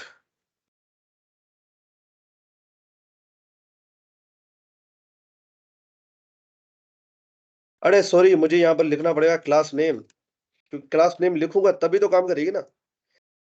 क्लास नेम मुझे रिटर्न करेगी वो स्ट्रिंग, स्ट्रिंग के साथ चलेगा नहीं ये। मे भी यार पता नहीं क्या कर रहा हूँ, अभी देखना है यहाँ पर। क्लास 3 ऐड नहीं हुई, कॉनकेट किया है मैंने भाई अभी। क्लास 4 को कॉनकेट किया है मैंने अभी, div dot class name dot concat class 4। ये ऐड क्यों नहीं हुई? आई डिडंट ऐड, ये क्या चक्कर है भाई? ये कॉनकेट क्यों नहीं हुई क्लास 4? अगर मैंने यहाँ पर किया तो यहाँ पर तो मेरा काम हो चुका है, यहाँ पर तो हो गई है मेरे पास ना, तो क्लास 4 ऐड हो चुकी है। पर ये कॉनकेट पे काम नहीं कर रही है, हालांकि कॉनकेट भी यही काम कर रहा है, सेम टू सेम। कॉनकेट भी हमारा यही काम कर रहा है, पर वो इसको ऐड नहीं कर रहा, पता नहीं क्यों, क्या मसला हो सकता है। बहरहाल एक मेथड था, सोचा मैं आपको बता दूं। पर इसके अलावा देखो यहाँ पर हमारे पास रिप्लेस नाम का मेथड भी है, देखो रिप्लेस। अब रिप्लेस दो आर्गुमेंट लेते हैं भाई, कौन सी चीज को किसके साथ रिप्लेस करना है। तो मैं कह रहा हूँ कि भाई इसको रिप्लेस कर दो, यहाँ से रिप्लेस कर दो क्लास 3 को, किससे कर दो, क्लास 4 से। मतलब क्लास 3 की क्लास होगी तो क्लास 4 से रिप्लेस कर दो। मुझे इसका सही तरीके से फॉर्म याद नहीं है, फॉर्मेट यार, ये पता नहीं क्यों नहीं काम कर रहा। बहरहाल आप लोग समझ गए होंगे कि भाई स्ट्रिंग के मेथड से बड़े बड़े मसले होते हैं हमारे ना, और ये कोई फिजिबल तरीका भी नहीं है। तो इसके लिए हम ज्यादातर ये क्लास लिस्ट यूज करते हैं, क्लास नेम हम इतना यूज नहीं करते हैं, क्योंकि क्लास नेम हमें एक स्ट्रिंग रिटर्न करती है, फिर इसमें स्ट्रिंग के मेथड लगाना, कॉन्केट करना, ये थोड़ा मुश्किल है। अगर किसी क्लास को ऐड करना हो क्लास नेम के थ्रू, तो ये बड़ा मुश्किल होता है। आपने देखा भी तो क्यों मुश्किल है। पर उसकी जगह पे अगर आप इसका यूज करो क्लास लिस्ट का, तो उसमें देखो आपको बना बनाया जावास्क्रिप्ट ने मेथड दे दिया है। तो जितने चाहे आप क्लासेस ऐड कर सकते हो और रिमूव भी करा सकते हो। ठीक है, उसके अंदर आप कंडीशन भी लगा सकते हो, जैसे कि क्लास लिस्ट डॉट कंटेंट्स अगर है तो भाई ये वाला कोड चला दो, अगर नहीं है तो ये वाला कोड चला दो। क्लास लिस्ट डॉट टॉगल भी मिलता है आपको, उससे भी आप बड़े काम ले सकते हो। ठीक है, मुझे बताओ समझ में आया आपको class name versus class list? ये फर्क समझ में आया या नहीं आप लोगों को, मुझे बताओ तो आगे बढ़े।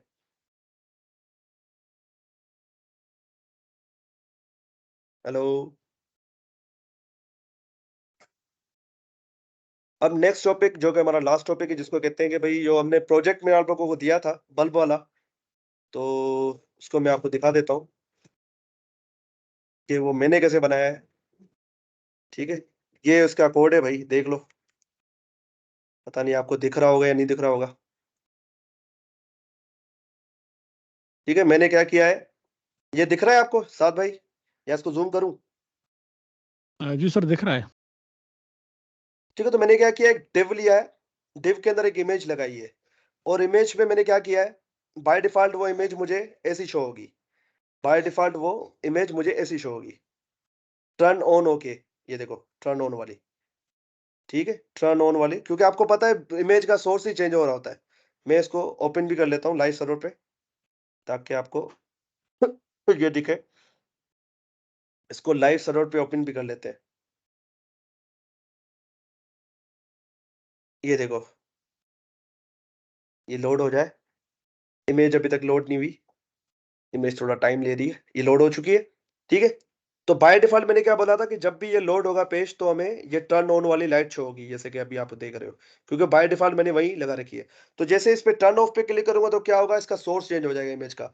और कौन सा सोर्स लग जाएगा मैं आपको यहाँ पर दिखा भी देता हूँ। मैं अगर इंस्पेक्ट पे जाऊं और उसकी बॉडी में जाऊं और अगर आपको इमेज का सोर्स दिखाऊं तो इस सोर्स आपको चेंज होता हुआ दिखेगा। ये देखो, ये सोर्स देखो अभी कौन सा है, ऑन वाला लगा हुआ है। जैसे ही बटन पे क्लिक करूंगा तो ये भी चेंज हो जाएगा और ये सोर्स भी चेंज होगा, नोट करना। जैसे क्लिक किया मैंने, ये देखो इमेज का सोर्स चेंज हो गया। कौन सा ये सोर्स आ गया अभी, जो टर्न ऑफ वाला। और टेक्स्ट चेंज होके टर्न ऑन पे आ गया। और जैसे टर्न ऑन पे क्लिक करूंगा तो क्या होगा, ये सोर्स दोबारा चेंज होके बल्ब ऑन पे आ गया। तो ये लॉजिक चल रहा है पीछे। तो उसके पीछे कोड क्या है वो देख लो कि भाई ये इमेज है, उसमें बाय डिफॉल्ट ये है। और एक बटन बनाया हुआ है जिसको मैंने, इस तरीके को हम क्या कहते हैं आप साथ भाई, इस तरीके के इवेंट को देने को हम क्या कहते हैं। यहाँ मैंने इवेंट दिया हुआ है इसी इसी बटन के अंदर, तो इस तरीके को हम क्या कहते हैं, ये मैंने बताया था।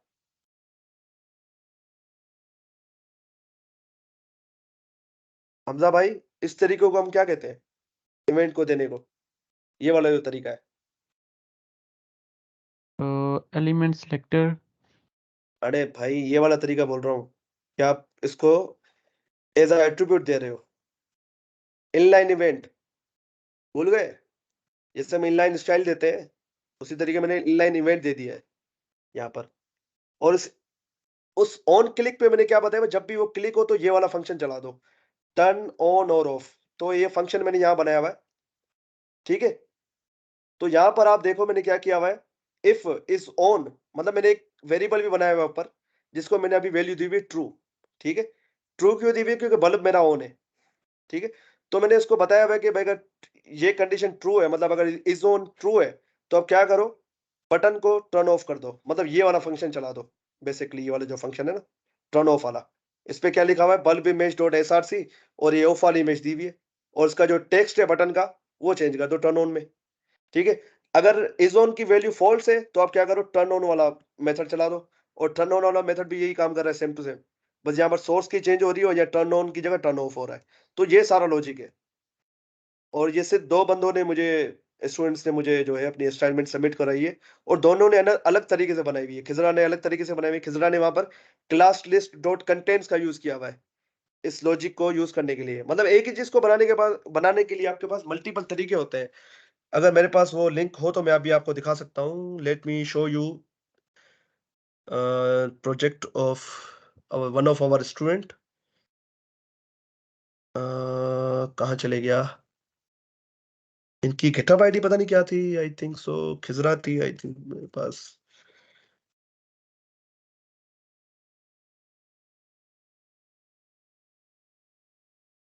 ये तो पुरानी असाइनमेंट है इनकी ना। हाँ ये आईडी हो गया आई थिंक, ठीक है। github.com,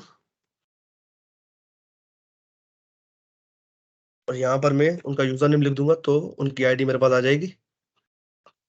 डॉट लग गया गलती से मुझसे, ठीक है। तो ये इनका जो है गिटहब का अकाउंट है। लेट मी शो यू, ये प्रोजेक्ट उन्होंने मुझे भेजा था, उन्होंने बड़ा जबरदस्त बनाया हुआ है इसको। तो गिटहब पेजेस पे इन्होंने होस्ट किया हुआ था उसको, इसकी लिंक भी मेरे ख्याल से यहीं पे ही होगी, ये रही इसकी लिंक। तो बड़ा ही जबरदस्त उन्होंने बनाया हुआ है। ये देखो, जैसे इस पे क्लिक करूंगा देखो क्या हो रहा है, ये इमेज का सोर्स चेंज हो गया, ठीक है। तो उन्होंने क्या लॉजिक यूज किया हुआ है उसको देख लेते हैं। तो इन्होंने जो लॉजिक यूज किया हुआ है वो यहाँ पर लिखा हुआ है index.html में। तो ये देखें, ये इनका लॉजिक है भाई, हर इंसान का अपना लॉजिक होता है। तो उन्होंने क्या किया है, इमेज ली हुई है जिसको बाय डिफॉल्ट ऑन रखा हुआ है, ठीक है। उसके बाद फंक्शन को वही इनलाइन इवेंट दिया हुआ है, टर्न ऑफ ऑन, मतलब एक ही फंक्शन बनाया हुआ है जिसमें दो फंक्शन को वो कॉल कर वाली होंगी। यहाँ एक ही फंक्शन में उन्होंने सारा काम किया हुआ है, ठीक है। तो इनका बड़ा सिंपल लगा, मुझे बड़ा अच्छा लगा, ठीक है। तो उन्होंने कर क्या रखा है वो देखो। सबसे पहले तो उन्होंने इमेज एलिमेंट को सेव किया, फिर बटन एलिमेंट को सेव किया, फिर उन्होंने देखो यहाँ पर डॉट इंक्लूड्स मेथड का यूज किया है। ये इंक्लूड्स कंटेंट की तरह ही काम करता है, ये बात आप याद रखिएगा। ये इंक्लूड्स का मेथड, ये स्ट्रिंग का मेथड है, क्योंकि एसआरसी आपको पता है वो एक स्ट्रिंग रिटर्न करती है। तो उन्होंने क्या किया, स्ट्रिंग का मेथड इंक्लूड्स, इंक्लूड्स भी कंटेंट्स की तरह काम करता है। अगर ये चीज उस स्ट्रिंग में है तो ये कर दो, मतलब ट्रू या फॉल्स रिटर्न करता है। ये भी इंक्लूड्स का मेथड है, ये भी अपना स्ट्रिंग का मेथड है। अगर मैं आपको दिखाऊं, इंक्लूड्स यहाँ पर होना चाहिए, ये रहा इंक्लूड्स, ठीक है। ये क्या करता है, ये ट्रू या फॉल्स रिटर्न करता है। और ये कब रिटर्न करता है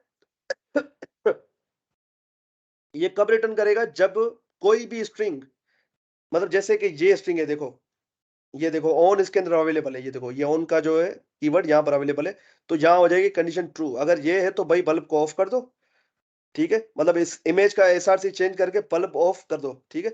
और इसका जो बटन का टेक्स्ट है वो टर्न ऑन कर दो।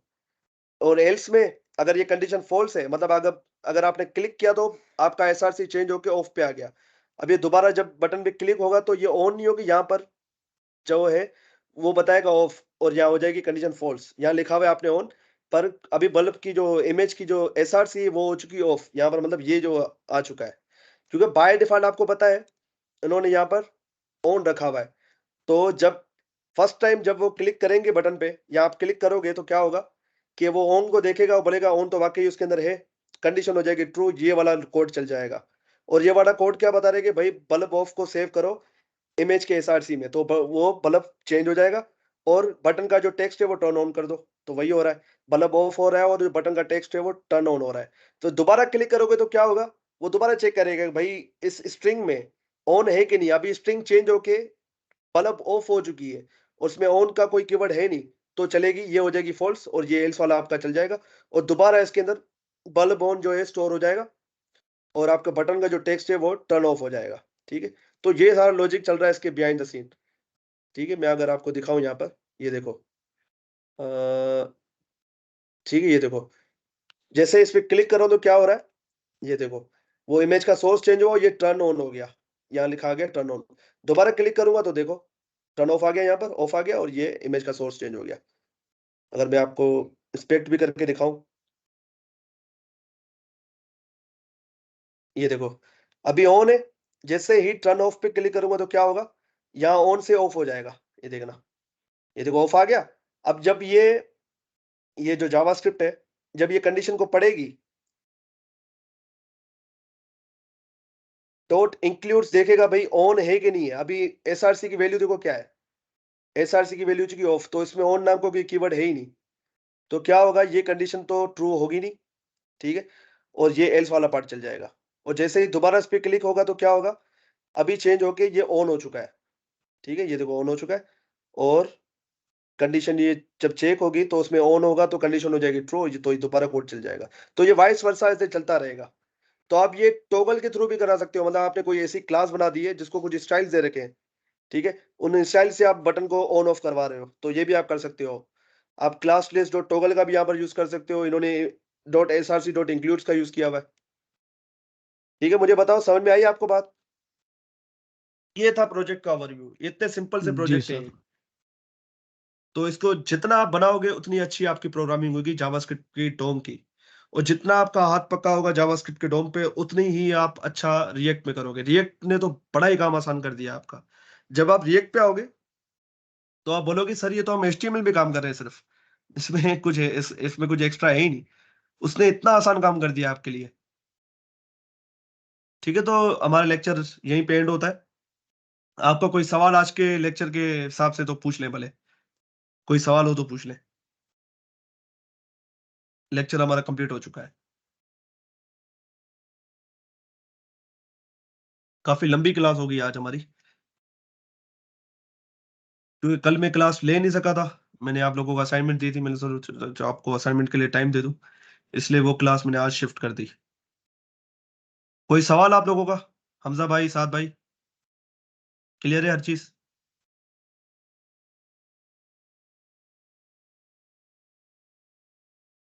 जी सर, क्लियर है। चलें फिर मिलते हैं इंशाल्लाह वेडनेसडे को।